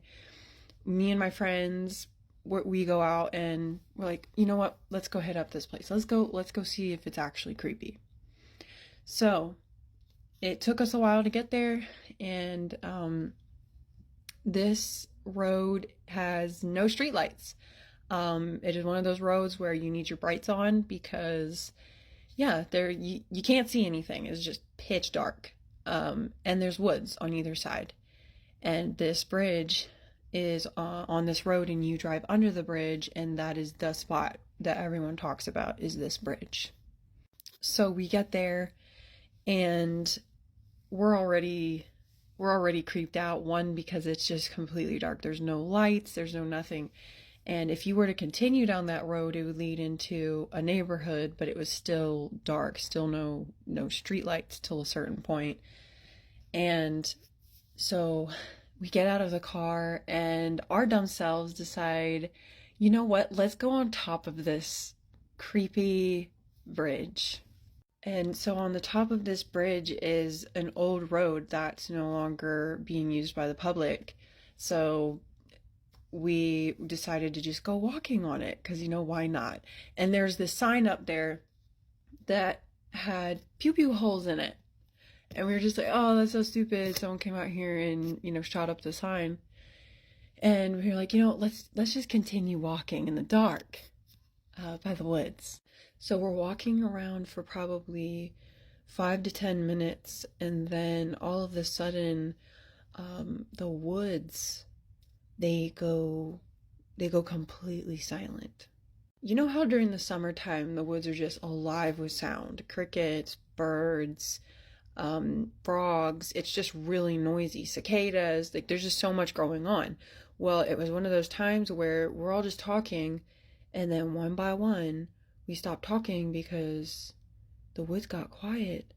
And my friend goes, why did it get so quiet? And we're all standing there, and then we hear to the left of us footsteps in the woods. Just feet away, we hear footsteps. So we start booking it the other way. All of us start running because we have absolutely no clue why the woods got so silent. Usually that is just not a good thing. So we ran all the way back to the top of the bridge, and we got back to the top of the bridge. Didn't seem like anything was following us. But then when we got to the car, we walked back down to get in the car because we're all spooked, and then we hear crying. Someone was, or something was crying, and it sounded like the weeping crying, you know, when you have like your hands over your face, like it was muffled crying.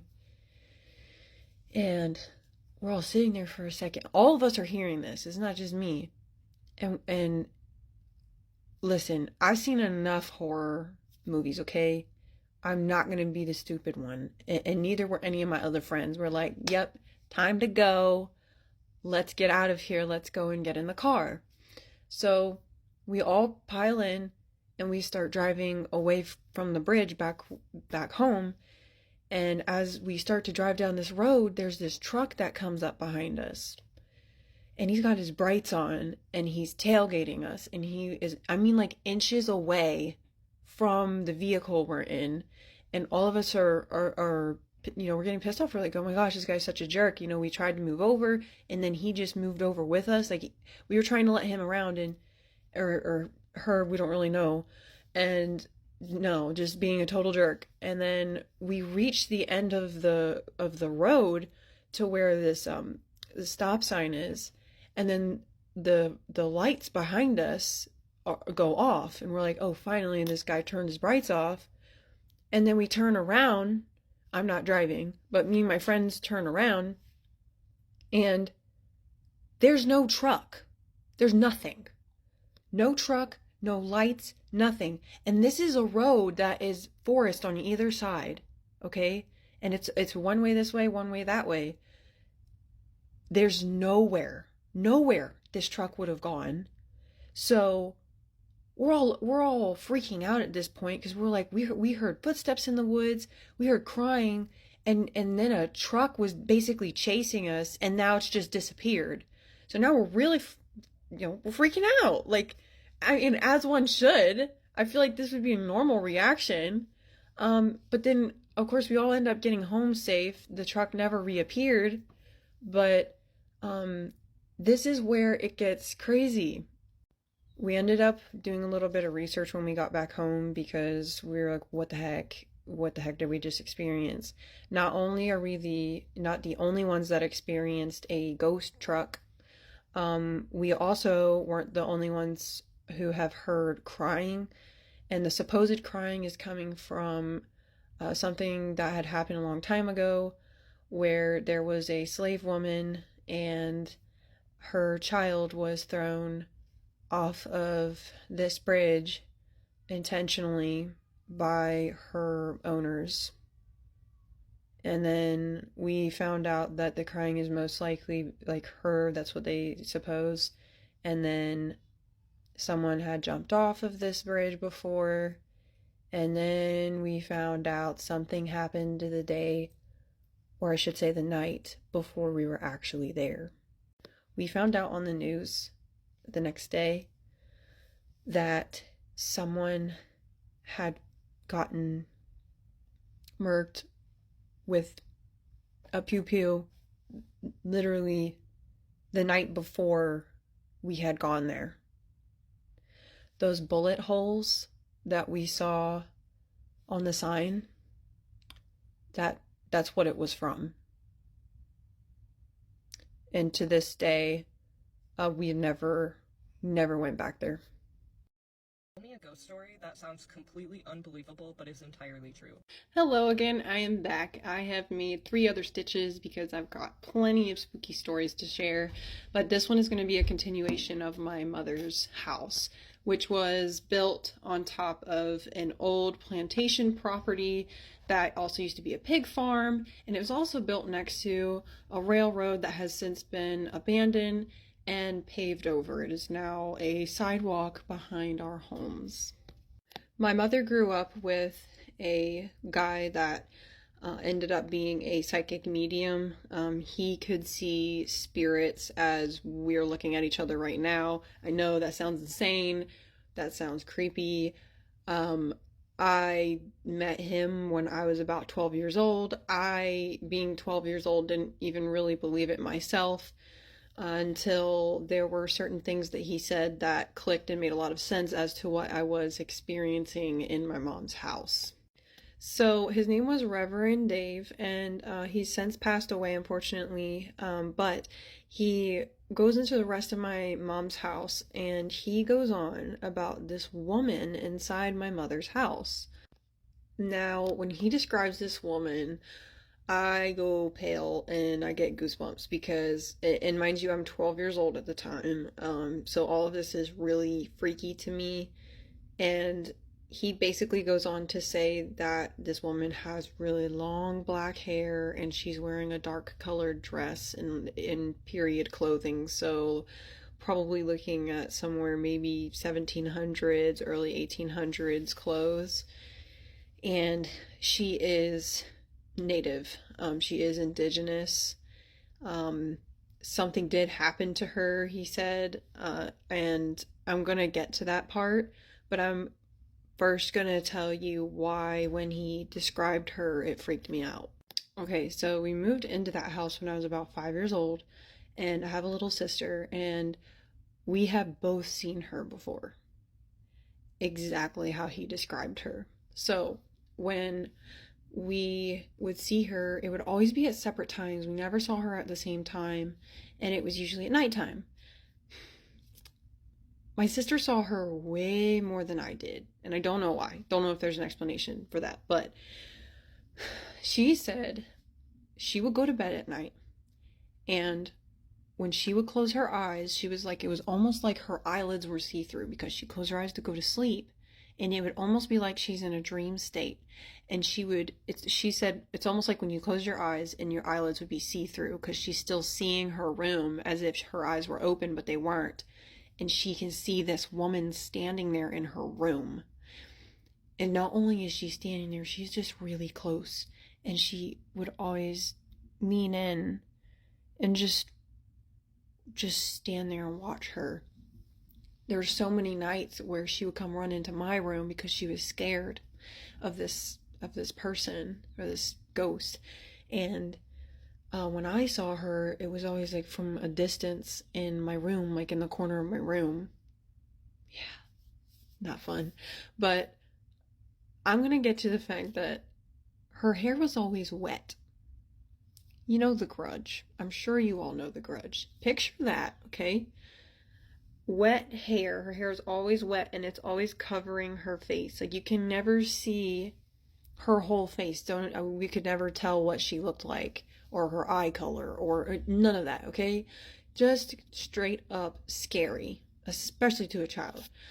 So when he described to me what she looked like, that she had long dark hair and she had a dark dress on, I goosebumps went pale. It freaked me out because like, oh my gosh, I've seen her before. And then, growing up as kids, we never brought this up to our parents because most parents were like, oh, no, you didn't. Oh, you're just saying that. No, we never said that to our parents because we didn't want to be embarrassed. And then, so he's describing this woman, and then my mom goes, oh my gosh, I've seen her. Are you kidding me? All these years, we could have just told her. We could have told her we've seen this. And she would have believed us. But the fact that my mother has seen the same woman is insane to me. Okay, so now he's going over what happened to her. And this is where it's... Okay, so he told us that she was purposefully drowned. Purposefully drowned, which would explain why her hair always looked wet every time we saw her, and her hair was always covering her face. He explained that basically a summary of what happened to her is she was owned by a man that took advantage of her all the time. He was physically attracted to her, kept her for himself. She didn't love him. But she was in love with a slave that he had. And because he found out that she was in love with this man, another person, he drowned her. He offed her because he found that out. And then he went on to say that he said that they were trying to run away together. There's like a plan to get away. It's just insane to think about that someone could have the ability to talk to a spirit like that and be able to know a story like that. But yeah, so that was the next spirit that is in my mother's house that we found out about. Okay, I have more. So I'm gonna go over this other entity. I did not get his life story. The psychic medium that came to our house basically said that this person was very, you don't want to say bad, but just leave me alone. It was that kind of energy, like, don't talk to me, don't look at me, leave me the hell alone. So he walked into the garage. Now, during this time, the garage was the garage, but it has since then, my mother's garage has been transformed into a kind of movie room. They put up walls where the garage doors used to be, and it's now just one big dark room. It's also where the entryway to the attic is. So, this man lived during the time this place was a plantation, and from what the psychic medium said, he basically was going along the lines of he was like the top guy. He was above most of the other slaves that were working on the property, and he was an extremely hard worker, and he loved his space. And when you came into his space, it was a problem, and that explained a lot of things. So now I'm going to tell you about everything we've experienced from that room. So this is where a lot of things happened in the house that you would typically see in a movie. So we're talking things moving on their own, and my mom had turned it into a movie room. So there's this big TV, and we would want to have sleepovers in there because that was the cool room, you know, we got a big TV in there and it's dark in there, whatever. And I'm getting chills talking about this. So there was this one time we were having a sleepover and with friends, and we were watching the TV, and the TV it turns off. So, who sat on the remote? Who's messing with the remote? And the remote was up on a table. So it wasn't any of us. So we turned it back on, and we're watching the movie. And it turns off again. And not only does it turn off, it switches to like an old show, like a black and white show.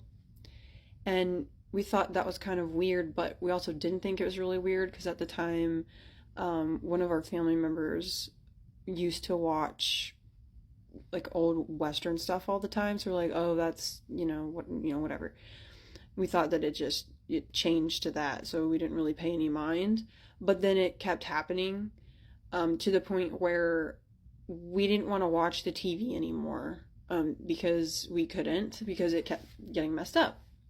So we gave up on that, and we just had the rest of our sleepover, and that was it for that time. But there were more things that would happen even when I didn't have people over, and one of the things would be TV gets turned off. A few minutes later, we're in the living room, and we're like, what is that sound? Sounds like someone's talking. Go in the movie room. TV's back on, and there's something playing on the TV, an old show or just nothing. Just the TV's on. There's been a time where that's happened, and there's also been a time where the remote itself has moved, where like I put it down next to me, and I look away, or I'm looking at the TV, and then I look down, and the remote's gone. So I'm looking for the remote. The whole room, I'm looking for this remote, and I'm the only person in there. And what happens? I turn the hell back around, and the freaking remote is in the place that I put it. Why the hell else would I be looking around the room for the remote if I couldn't find it? I mean, come on. Alright, so one of the things that really creeps me out, is this one time we were basically having a sleepover, and I woke up like in the middle of the night. Ooh, I don't like talking about this. I woke up in the middle of the night, and I thought I heard a bang, and I was, of course, I'm like coming to, like I'm waking up, so my eyes are still closed, and I can hear footsteps. So I'm thinking, oh, that's probably one of my friends got up or something. That's why I got up, because they woke me up. But no, it wasn't. I opened my eyes, and I was facing up, which is kind of weird because I usually sleep on my side. But anyways, my eyes open, and the entrance to the attic was like this. It was slightly ajar, and I'm just kind of like stuck looking at it, freaking out, and I was basically frozen, and then it just like goes like that, and it made me jump. I feel like it'd make anyone jump. It made me jump, and I'm like shaking my friend awake, and they're just out, like they're just out like a light. So I just like pull the covers up all the way up to here, and I just turn to my side, and I just tried to ignore it, but that guy did not like us being in there. So one of the last things that happened, I wasn't alone, and I was with my mother, my sister, and there was 2 other people. We were sitting on the couch, and when you're sitting on the couch in the living room, the laundry room, so there's the kitchen to your left and the laundry room, there's a door to the laundry room, and then there's a door in the laundry room that goes to the garage. So the psychic medium basically told us that not only is he kind of, garage is the domain, but it's the laundry room is pretty much included because it's a main space pretty much. So we think that he did this, but anytime you left the door open to the laundry room, it would close somehow on its own most of the time. Not every time, but most of the time. And yes, of course, science, it can happen in suction, making a door close. But in this case, front doors closed, back doors closed, and there's no windows open. And we were sitting on the couch facing the TV, and like I said, everything else is to the left. And we heard a noise in the kitchen. It sounded like a plate or something had moved, or kind of collided or hit something. So we all looked over, and the second we looked over, the door to the laundry room just goes whack, slams shut hard. But it doesn't just slam shut.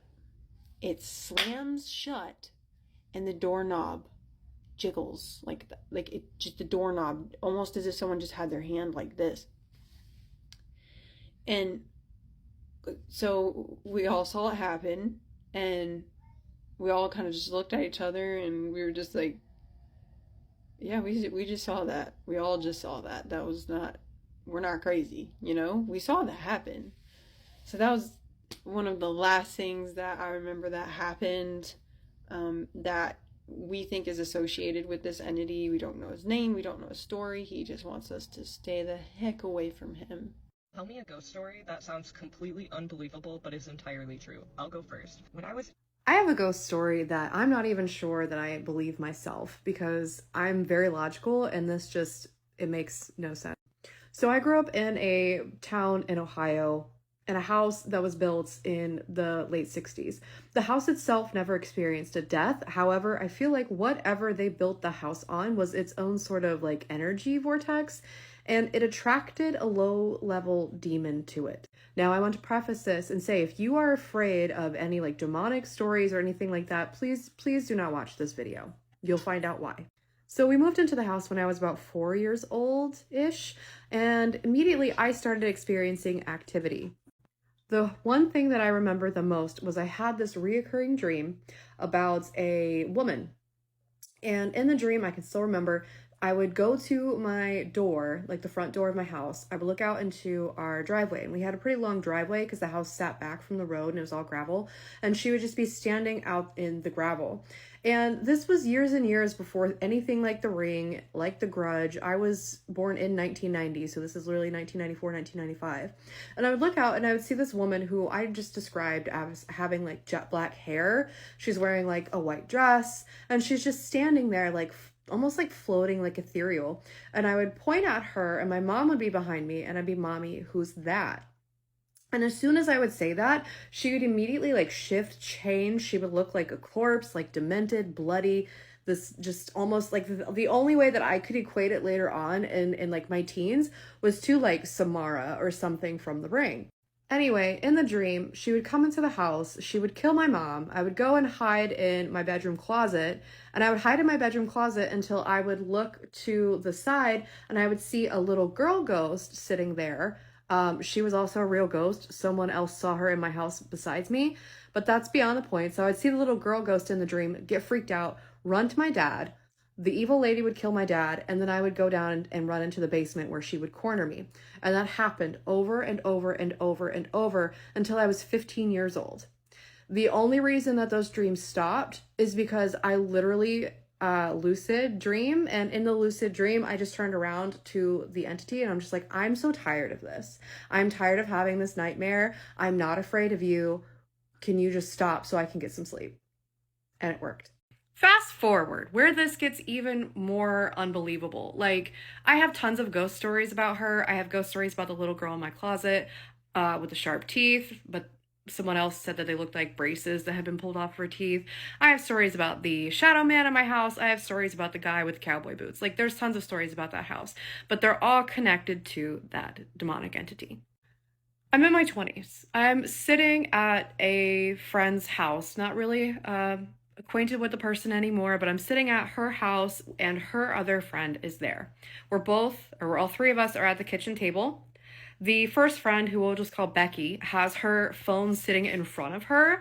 And then the other friend, Jessica, her phone is on charge sitting on the kitchen counter. We are the only people in the house. So I'm telling Becky and Jessica this story. And then Jessica's phone starts going absolutely insane. It's just like buzzing, text after text after text. So I kind of stopped talking to them about all of these ghost experiences. And she gets up and checks her phone because she's concerned at this point. It turns out her boyfriend was texting her. Now, we lived in Ohio. Her boyfriend was away in Arizona, like at school at this time. So he was not even with earshot. We're the only people in the house. I have eyes on Becky's phone. I had eyes on Jessica's phone. Her boyfriend's texting her, freaking out. He's someone apparently who's also kind of intuitive, that they told me later on, because this guy describes exactly to me, to us, in his texts, the entity from my house. I'm getting chills. So I just start asking questions. And the reason I start asking questions is because anytime I have had communications with this entity, it has a really strange way of speaking. It tries to give you half-truths and speak almost in riddles. So I was like, okay, maybe this is a prank, right? Don't know how it could be a prank. There's nobody else in the house. But they're getting freaked out. So I asked them to ask the boyfriend, "Hey, ask the name of this entity. Is it so-and-so?" Because the entity gave me a human name to call it, and I don't know why. And I don't know if that's like the persona that it took on. And I will always remember that he literally responded with, "So-and-so is not here, but don't you fear, I will be near." And I'm just like, or something like, it was like a poem. And I was just like, oh my gosh. How in all of Hades and heaven did that thing contact him miles and miles and miles away? And that's why I said, if you guys are still here and you're listening to this story and you have any sort of fear, don't. It cannot hurt you. It feeds on fear, and apparently it has long ranges. But weak demon, sage, I don't really, personally believe in saging, but do what you do to kind of cleanse yourself. Just don't be afraid. Tell it you're not afraid and you're fine.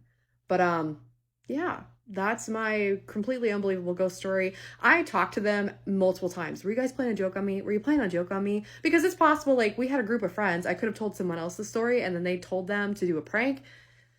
They swear up and down they didn't to this day. So yeah, that's my ghost story.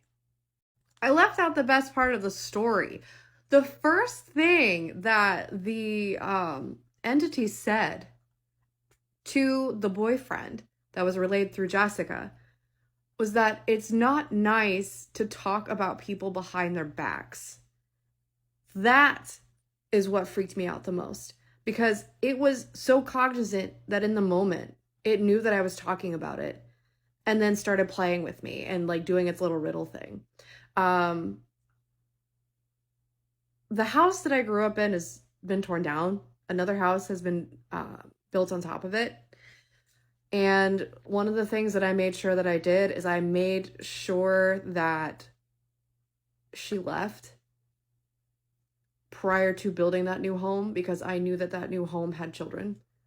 And I've not seen her. I don't know where she went, but she doesn't bother me much anymore.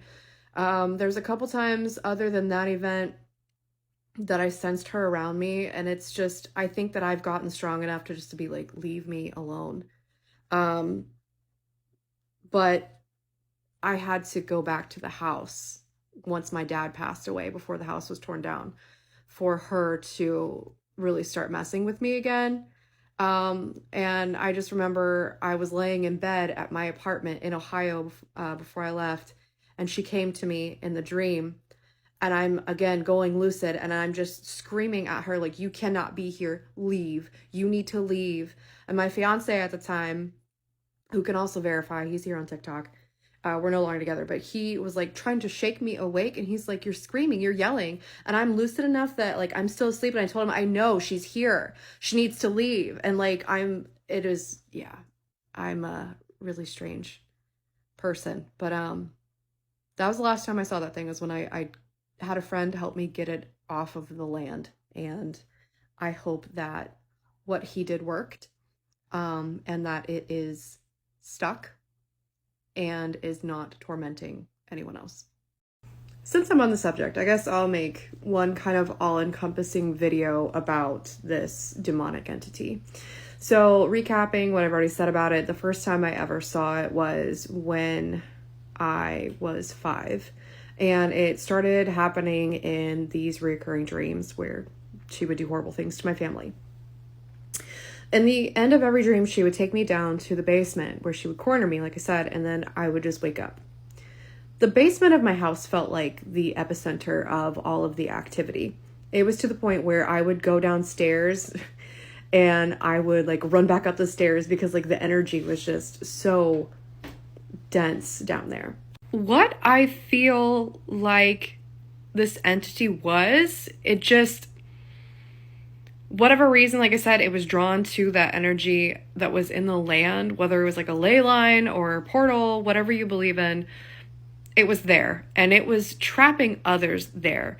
So I mentioned a few of the ghosts. There was a little girl, there was a guy that wore cowboy boots or like boots, and then there was a shadow person. And then there were other various strange things that happened around that house. But we'll focus on my demon. The first time I ever saw her outside of the dream and outside of getting like feelings of her being around, the first time I literally saw her, I was 9. So I had the master bedroom in my house. So I had like a queen size bed, and I could look out into the hallway. And I just remember like waking up, sitting up and looking out into the hallway and just seeing her standing there in the hallway. And as soon as like we like locked eyes, she was gone. There were other various instances where I like catch things walking up and down the hallway or hearing things walking up and down the hallway, but I never like looked at her full on until years later when I had a friend come over. My friend had gotten a new digital camera and she was taking pictures in the house, and I just remembered taking a photo and seeing the outline of that entity in like her woman form looking at us. But when we went to upload the photo onto our computer, the photo was gone. So the next time outside of dreams that I remember physically seeing this entity was after the reoccurring nightmares stopped. I was 16 and I was, free minutes on your cell phone after 9 o'clock. So I was like chatting up with my boyfriend. And where I had the master bedroom in the house, I have a bathroom attached to the bedroom. And my bed was facing the bathroom. So I get out of bed because I'm done talking to my boyfriend and I'm like getting ready to go get something to drink and get ready for bed. And in the bathroom mirror, and only in the bathroom mirror, she walked across the bathroom. So I could see like her profile in the mirror only, but like not like she walked in front of my eyeballs. It was just in the mirror. It was the strangest thing. I don't know how to explain it other than she only manifested inside of the mirror and walked across the bathroom. The next time I can really think about I had anything, I moved out of the house at 19, and then I remember being 23, and this is going to sound really stupid. I kept seeing something like crawling on my floor. Now, I had cats, but it was different. It was just like this almost like black mist that was just like crawling around on my floor. And I was living in my own apartment at this time, and I'm just like, that's sus. Lo and behold, I had a dream that night. And what I really remember specifically about this dream, I was dreaming about Doctor Who. And all of a sudden, the dream just starts getting really weird. And I start becoming more and more aware. And I just start feeling like chills. And this ended up being a scene in Pitch Perfect that I think is funny, but this happened in my dream. This demonic entity dragged a chair into my dream and sat in it and watched me dreaming about Doctor Who. Like I'm literally inside the TARDIS and like David Tennant is the doctor, and literally watched me until I became lucid enough that I was able to communicate with her. And that was the dream that I'm just like, what are you doing here? I'm so tired of this again. Like, why are you back? We left this years ago. I'm not at the house. Who are you? What do you want? What's your name? And that's when it gave me the human name. And the way that it presented this human name to me was like in a signature. And I always read that you're not supposed to be able to read in your dreams, but I could read this signature. I don't think that is this entity's real name. But that's what it told me. This all, like, as I'm telling this, it just sounds so stupid and so non-believable, but I swear on my life, like, this happened to me. A few years later, that was the incident with the friends, and then fast forward, my father passes away. My dad and I didn't talk for 7 years, so I had not been inside of that house for 7 years. My father was not in his right mind right before he passed away, but I remember his girlfriend telling me that he started sleeping with a gun. Because he was so afraid, because he kept waking up and a woman would be leaning over him with a knife, to the point that he fired the gun and put a hole in the wall. I talked about the dream again with my fiance, the lucid dream, when that she followed me home and was in there. My fiance at the time was trying to wake me up. There was one day that my dad's girlfriend went back into the house and physically got pushed out of the house. There was another time that my fiance at the time, he went into the house and he felt something brush his back. Then there was me. I went in there with my eucalyptus and I was like, no, I'm done. You've pushed someone. Now you've touched someone. We're not playing this game anymore because I'm confronting the thing. And I end up getting it trapped into one specific room, and I'm like, you're not touching anybody, you're not doing this, you're not doing anything, like, you stay in here. So for a while when we were going back to the house, everything felt fine. It felt okay. Now, I mentioned there were other spirits in the home, and I could always feel those other spirits. Those spirits started dwindling away, and the only thing that I can explain it as is there were no living souls to feed on in the house anymore, because the house was sitting abandoned, that it started eating the dead that were there. Because when I went back into the room that I trapped it in, it was my bedroom, my old bedroom, I couldn't feel the little girl in there anymore. I think that that thing like devoured it somehow. So the house sits empty for a few weeks. I don't go in there. I'm not actively doing any sort of like cleansing. I go out there on a whim, just for funsies. I take my friend and her daughter, and I'm like, hey, you want to see a haunted house? So I go out there, and we're walking around, and the house, by the way, was completely trashed. It was condemned. That's why it was torn down. The house, they had to build a new house there when the people bought the land. So we go down into the basement with my friend and her daughter, and I said, oh, it's so creepy, but I haven't really felt anything yet. And then I can remember, and again, people were with me and they heard this. I just hear, oh, I haven't really felt anything yet. And then from the basement, I just hear like a laugh, exactly like that. Like mocking as all get out. And yeah, that was when I finally decided, like I knew I was selling the house, and I'm like, there are children going to be here. So I started looking at ways to get it out. And I eventually had a friend who does, you know, some sort of like shamanic work, who came out, and what he said he was trying to do was to get it into an object so that he could remove the object from the home. I let him do what he did. I don't know what he did. That's kind of outside of my scope. But again, I have not had any contact with this entity since then. This is a really long video. Wow. It's me again with another ghost story to tell everyone. Today I feel like I'm going to tell a positive ghost story. It's not going to be one that is super scary, just a little weird, that deals with our loved ones and what happens kind of when they pass on, or just dealing with that topic. So once upon a time, I made a new friend, which for me is a huge feat. But I made a new friend, and I was hanging out at her house. She had one of those couches that was kind of like an L-shaped sectional, and in between the two pieces of the sectional, there was a console area where she kept this box. The box wasn't anything creepy on its own. It just was a wooden box, like a jewelry box type thing, just for storage, right?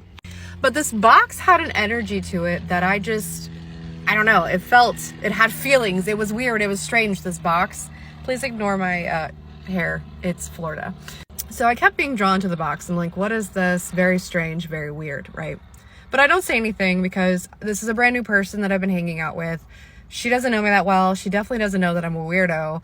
And I, in general, is someone that I don't think that likes to really mess with the paranormal in general. So one night I'm at her house and we're watching TV, and she ends up like running up to the store or something. Like, she's not there, I'm there alone. And I'm just kind of sitting watching TV, chilling, and then I'm like, nope, definitely not alone. There's a presence here. And it wasn't anything malicious at all. It was just kind of this like grandmotherly presence that was picking up that I could see it. I could sense it. And then the grandmother essentially just became very excited and was like, no, you have to tell her that I'm here. Like, you have to let her know that I'm around. I want her to know that she's safe. So I think nothing of it, right? That's me. I don't want to make my friend feel uncomfortable because she lives alone. Like, I don't know how she's gonna take it. But I ended up bringing it up a couple days later. We're driving, and I just asked her, like, hey, you know, who gave you that box? What's the story behind the wooden box on your couch? And she's like, oh, well, my mom gave that to me. I was like, okay, that definitely doesn't match the weird vibes that I get from that, you know, with the ghosts that I sensed. But I went for it anyway. I said, well, do you have a grandmother that's passed away? And she's like, yeah, my dad's mom's gone. And I'm like, oh, okay. And I'm like, well, you know, she's around and she's attached to that box for some reason. Like, I thought maybe she had given that to you as like a memento to like, keep, you know, be in your life, keep you safe kind of thing. But she's definitely around and she just wants you to know that she loves you. The friend is silent because I'm like, oh no, now she hates me. I'm probably a freaking weirdo. I scared her. But she's just silent. She sits there until she just like suddenly gasps. And she's like, oh my gosh. And I'm like, you know, what's happening? What's going on? We're driving. I'm praying we're not about to get into an accident. And she's like, there's a picture of my grandma in the box. And I'm just like, oh, well, that would do it. That would make sense. And it's just those kinds of things that I'm like, oh, maybe I'm not as crazy as I think I am, because that's happened to me quite a few times. Hello. First thing I kind of want to say is just, you know, thank you to everyone that's followed me, and thank you for everyone that's left comments. This is the first time that I've really had any sort of like positivity from telling kind of my ghost stories. Just from my experience before, a lot of people have just kind of either told me, one, I was lying, or two, that I was crazy. But as I've mentioned before, I just moved to Florida from Las Vegas, and actually where my condo was, which I just sold it today, yay.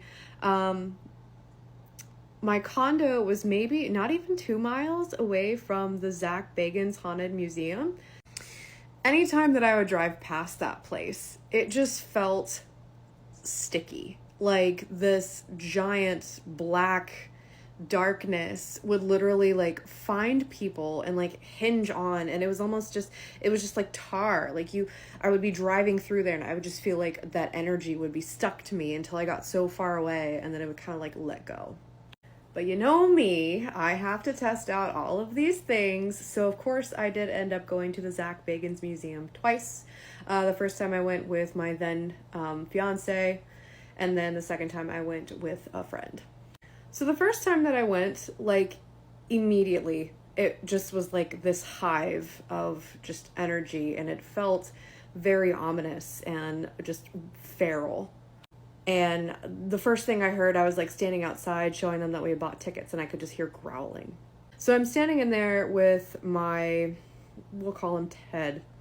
And I'm standing in there and I'm just like, he is standing next to me, but I felt like something brush on my back. So at first I kind of just think, like maybe he's like rubbing my back, something, couples do in public when we were together. And then I look at him and it's like, no, he's got his phone in one hand and like the other's in his pocket. So clearly it's not him. So then I turn around, obviously, and I look to see if I'm like bumping into somebody because I don't want to be a heathen. And no, I'm not bumping into anyone. And the way that this thing, it was just literally like an 8-foot tall, like dark, like hooded, almost looking like mass. It almost felt like it was caressing me. Like lovingly in a weird way. Like it just, I could feel it like purring. It was so strange. I'd just be like, hey, okay, that's enough. Like, please don't touch me. And I literally kind of said it out loud. I'm like, please don't touch me. And, because I don't want to seem like a weirdo in public. But it listens and it kind of leaves me alone. But I still feel like this thing is just kind of like lurking around watching me. I don't know what it is at this point. So fast forward, we're going through all of the rooms. Like the Kevorkian room, they really crowd you in there, so it gets hot. But other than that, like I don't really feel a whole lot of sensation. More just like a pressure from like the Kevorkian van. I didn't go into the basement. The basement is something that I may never go into. Like, because by the time they walked me to the actual stairs for the basement, I was literally reeling. And I mean, I'm like rocking back and forth. Like that energy is so strong in that basement. I don't know. I think that's where they say that they've done satanic rituals or whatnot. But whatever is down there is demonic. But there are these levels. I kind of talked about there are these levels to the demons.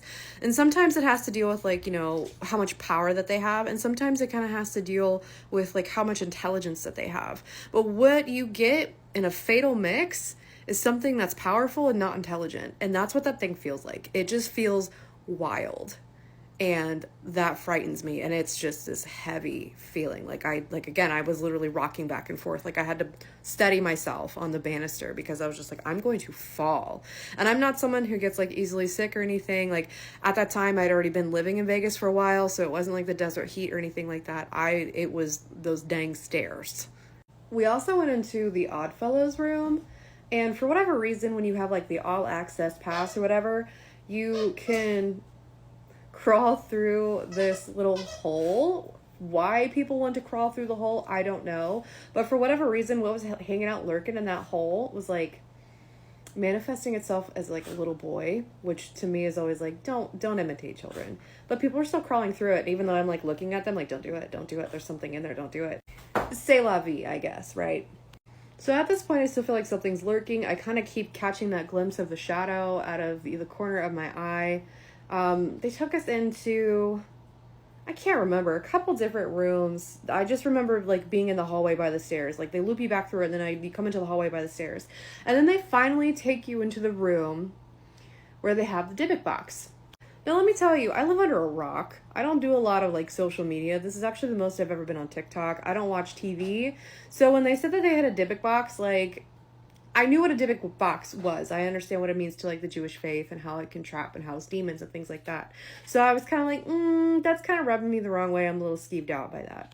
But they take you in there, or at least at this time that I went, they take you in there and they start showing you the video of like Zach and Post Malone just hanging out, opening up the Dybbuk box, and then tell you about all of the horrible things that happened to Post Malone after. Oh, and then Post Malone and Zach, I guess, describe how the thing that came out of the Dybbuk box was just this really big, tall shadow. Remember what I saw when I first got there? So at that point, they give you the option to actually go look at the Dybbuk box, which is just an actual like wine box, I guess. It has like leaves and grapes on it. But I looked at my tour guide and I said, actually, I'm over it. I'm done, because that's the figure that I was seeing. And I was like, I don't really want to go in there and look at it. And they're like, that's totally fine. You don't have to. So at that point, I will admit, like I let a little bit of fear come in. I was like, ugh, nope, don't, I'm done. So we're finishing up the tour. One of the points on the tour is you can go in and look at Peggy the doll, which I don't like dolls anyway.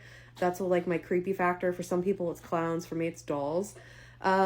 So at that point I was kind of done. I was just like, I don't want to do anymore. Like I don't have my guard up at this point. I'm trying to get that fear to go away. So as I'm standing waiting in the hall, I hear two other tour guides talking, because they'll switch off tour guides sometimes as you're, walking through there. And I just walk up to these two tour guides whispering, and the one's like, someone saw that shadow thing. And the other one's like, oh my gosh, that's never good. And I looked at him, I was like, that was me, actually. You're talking about me. And they're like, oh, and then like walk off. And as I'm standing outside of the room for Peggy, there's like a curtain there for whatever reason.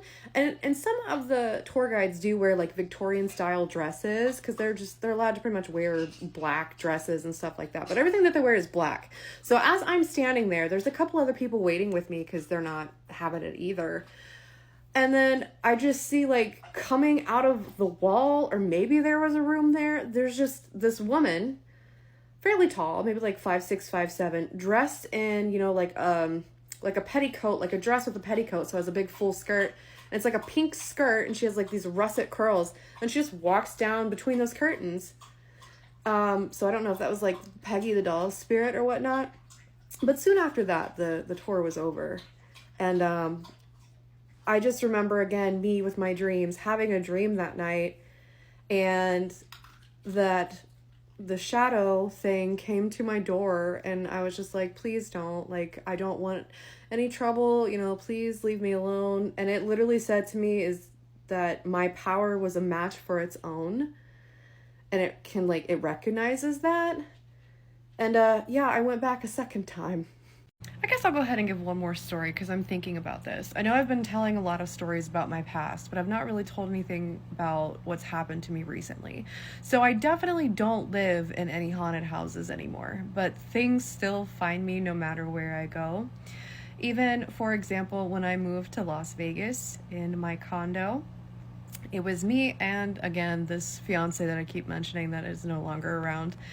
We were sitting on the couch watching TV together, and our dog was laying on the floor with us, and all of a sudden the dog just jumps up out of nowhere and starts whimpering, almost like something had hurt him. And then, of course, like, I'm going to my dog, like, what the heck happened? What's wrong with you? Are you okay? And he just starts trembling. And then the TV shut off. And I was really pissed off, I'll be honest. So I immediately got up and I have a little cast iron cauldron that I burn my herbs in. So I got up and I got my cauldron, and I immediately like started burning some eucalyptus and rosemary and cinnamon. And I chased whatever that thing was around. And again, it wasn't the condo. My condo itself was not haunted. It's just things find me and they come in, or I pick them up. Just in random places. Like, I don't even go to scary places all the time. Like, I can go to the grocery store and get weird vibes. Tell me about the weirdest dream you've had that you don't actually think was a dream at all. I mean, aside from the time that I had a full-on premonition in 4th grade about moving desks at school, let's talk about every time that I dream about my mother. You know, maybe it is intuition, maybe it's mental illness, but my mother passed away in 2016, and I do have dreams where she comes to me. Excuse my dog eating in the background. The first dream I ever had about my mother is when she passed away. She showed me the first people that she saw in heaven. My mother's biological father passed away when she was only 6 months old, and she was raised by a different man who she considered her father. And she showed me that she was so happy because the first person to greet her in heaven was my grandfather Earl, her second father. And then for the first time in her existence, she got to meet her actual biological father. But I'm going to say heaven loosely, it's just whatever afterlife that there is. The second time that I dreamt about my mother was essentially, it was very strange. We were at like, not a carnival, but it had like a carnival feel. There's a bunch of people gathered around, and I'm like looking for her in this crowd, and I finally find her. And then, you know, I'm like, hey, wait. And then a man comes up and he says, you can't talk to her right now, and kind of like takes her away from me. Fast forward a few months later, I'm dreaming again, and these dreams just feel so detailed, so lucid. I literally felt myself like leave my body, and the next thing I know, like I am in this city, and it's just like gold and grandeur, and there's like people all around, and I find my mother, and she is just telling me, she's like, you don't know what I did. I traded something for you. She's like, I had to give something up because I want you to have prosperity. Comes to find out that my mother had like some sort of investment that was worth $18,000 at the end of the day that came to me, not to mention the fact that I'm probably more financially secure than I've been in a long time, and money always seems to find me after I had that dream. But then after that was like that initial first year, I started doing something really stupid in my sleep that I wish that I didn't do. I'll have dreams of my mother, and it'll be like the most random things. Like we're hanging out, and I remember one time we're like hanging out in a pizza place, and it's just like this, there's this old place in my hometown called Piscinello's Pizza, and for whatever reason we're hanging out at this old pizza place. Look how cute. Anyway, so we're hanging out at this pizza place, and I start going lucid like I always do. And the joy that I feel, because my mother was my best friend, and like the joy that I feel when I have these dreams about her is immense. But I always go lucid, and I look at her and I say, this isn't real. You're dead. And every time that I do that, I just can see the sadness on her face, because she just shakes her head, and then I usually end up waking up.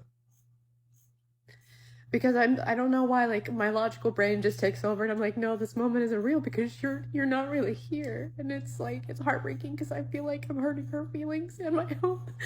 Oh, I'm crying. Let's not do that. Well, TikTok has my other video on a shadow ban. I just dropped in to say I have another ghost story today. I have many. This one today is going to be a little strange because I think it may have been my first encounter with a deity. Once upon a time, I was in Yellow Springs, Ohio, and if you're from that area, you know that there used to be an old abandoned power plant that they just demolished, I think, in like 2022 in the Glen Helen Nature Preserve. Back before I knew what trespassing was, or knew that I was trespassing, I took a stroll to go back and visit the remainder of the ruins that were there. And as I'm approaching, I am just getting this most awful feeling. It felt like I was not supposed to be there, that I was not wanted there. There was definitely some sort of angry energy there, in my personal opinion, just all around. Not a good guy. And in fact, if you've seen the graffiti of the gentleman with all of the upside down crosses, I quite wonder if that graffiti was not made in the image of this thing. But I decide that it's time to go. I don't want to be there. I don't want to mess with this. I don't like the energy that it's bringing.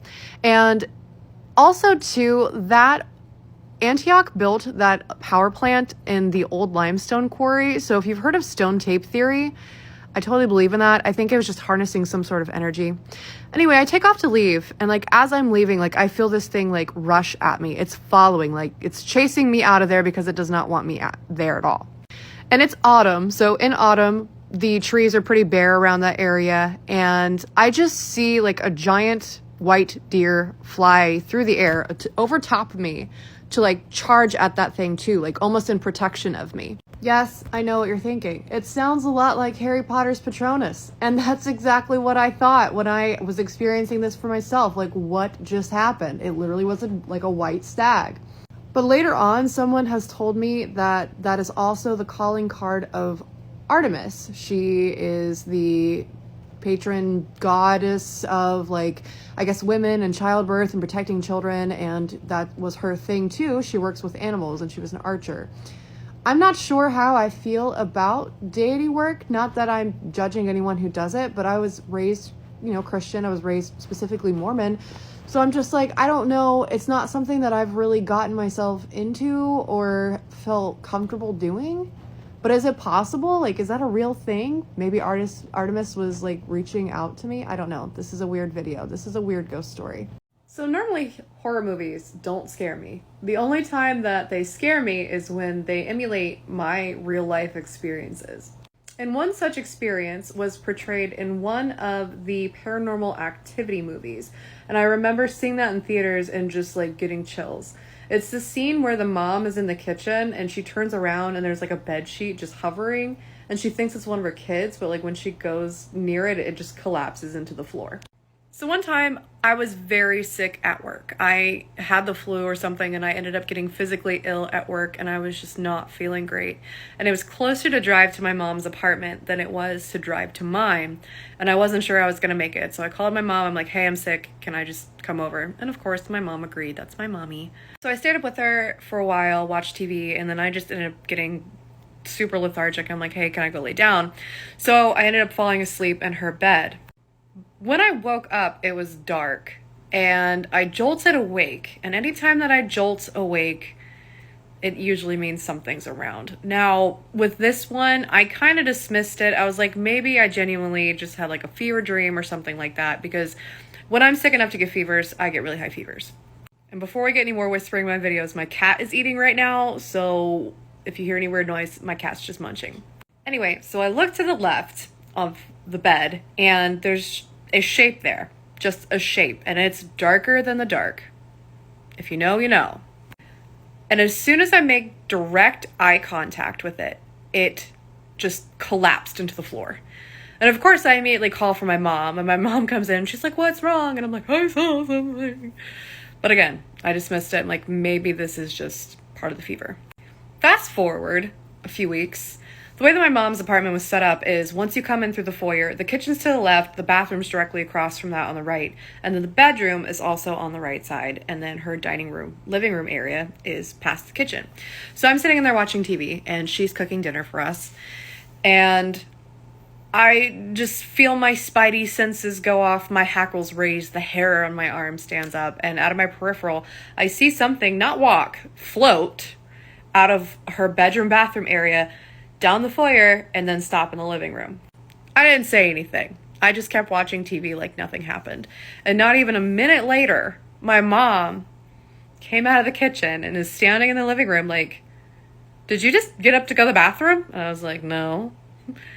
She's like, no, I swear I saw something or someone come out of the bathroom. And I just looked at her. I'm like, oh, you saw that too?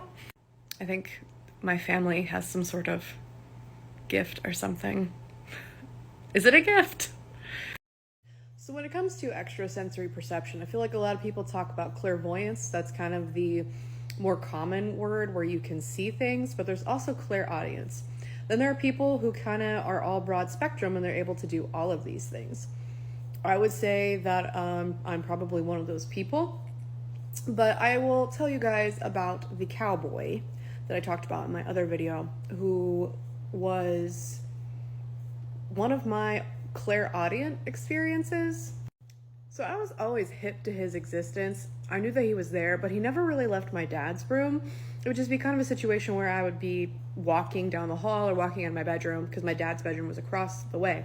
And I would look And it would just be this older guy in like a floppy like hat, like a farmer's hat. And then he just was kind of like a baggy jacket, pants, just very, again, probably someone who worked the farm that all of that land was at one time. So the hallway and my dad's bedroom were carpeted with this hideous green carpet, and then my bedroom was the original hardwood floors. So there was definitely a difference in sound as you walk up the hall and then you walk into the hardwood. It's summertime, it's thundering and lightning, and Ohio gets some rockin' thunderstorms, so it took out the power. And my mom is actually with me. And as we know from my other story, my mom, she could see things too, but this was one experience that she didn't share with me, even though she was there. So we're hanging out in my bedroom, and because there's no power, she's like reading me books, and we're talking. Like, I'm a little kid. I'm like maybe 7 at this point in time. And I think she ended up falling asleep is what happened. But I was hanging out there, just kind of listening to the thunderstorm. It was to the point where it was just kind of like that rolling thunder. It was really relaxing. And then I start getting the ghost feeling, right? I get that pressure, kind of like that cold chill. My heart starts to pound a little bit. And I hear footsteps come out of my dad's room. Now, mind you, he's at work. That's why my mom's home. And the footsteps are soft on the carpet as they walk across the bedroom and the hallway. And then as soon as it gets into my room, it's like boot heels because of the hardwood, and it's like boot heels and spurs. And I wasn't scared. I wasn't afraid of this guy because it was a human spirit, so he didn't freak me out. But that was the only time he left my dad's bedroom and just like walked into the middle of my bedroom. Like, he would stop at like the foot of my bed, and I'm like, dude, what do you want? Like, what are you doing? Why are you doing that? That was the only time.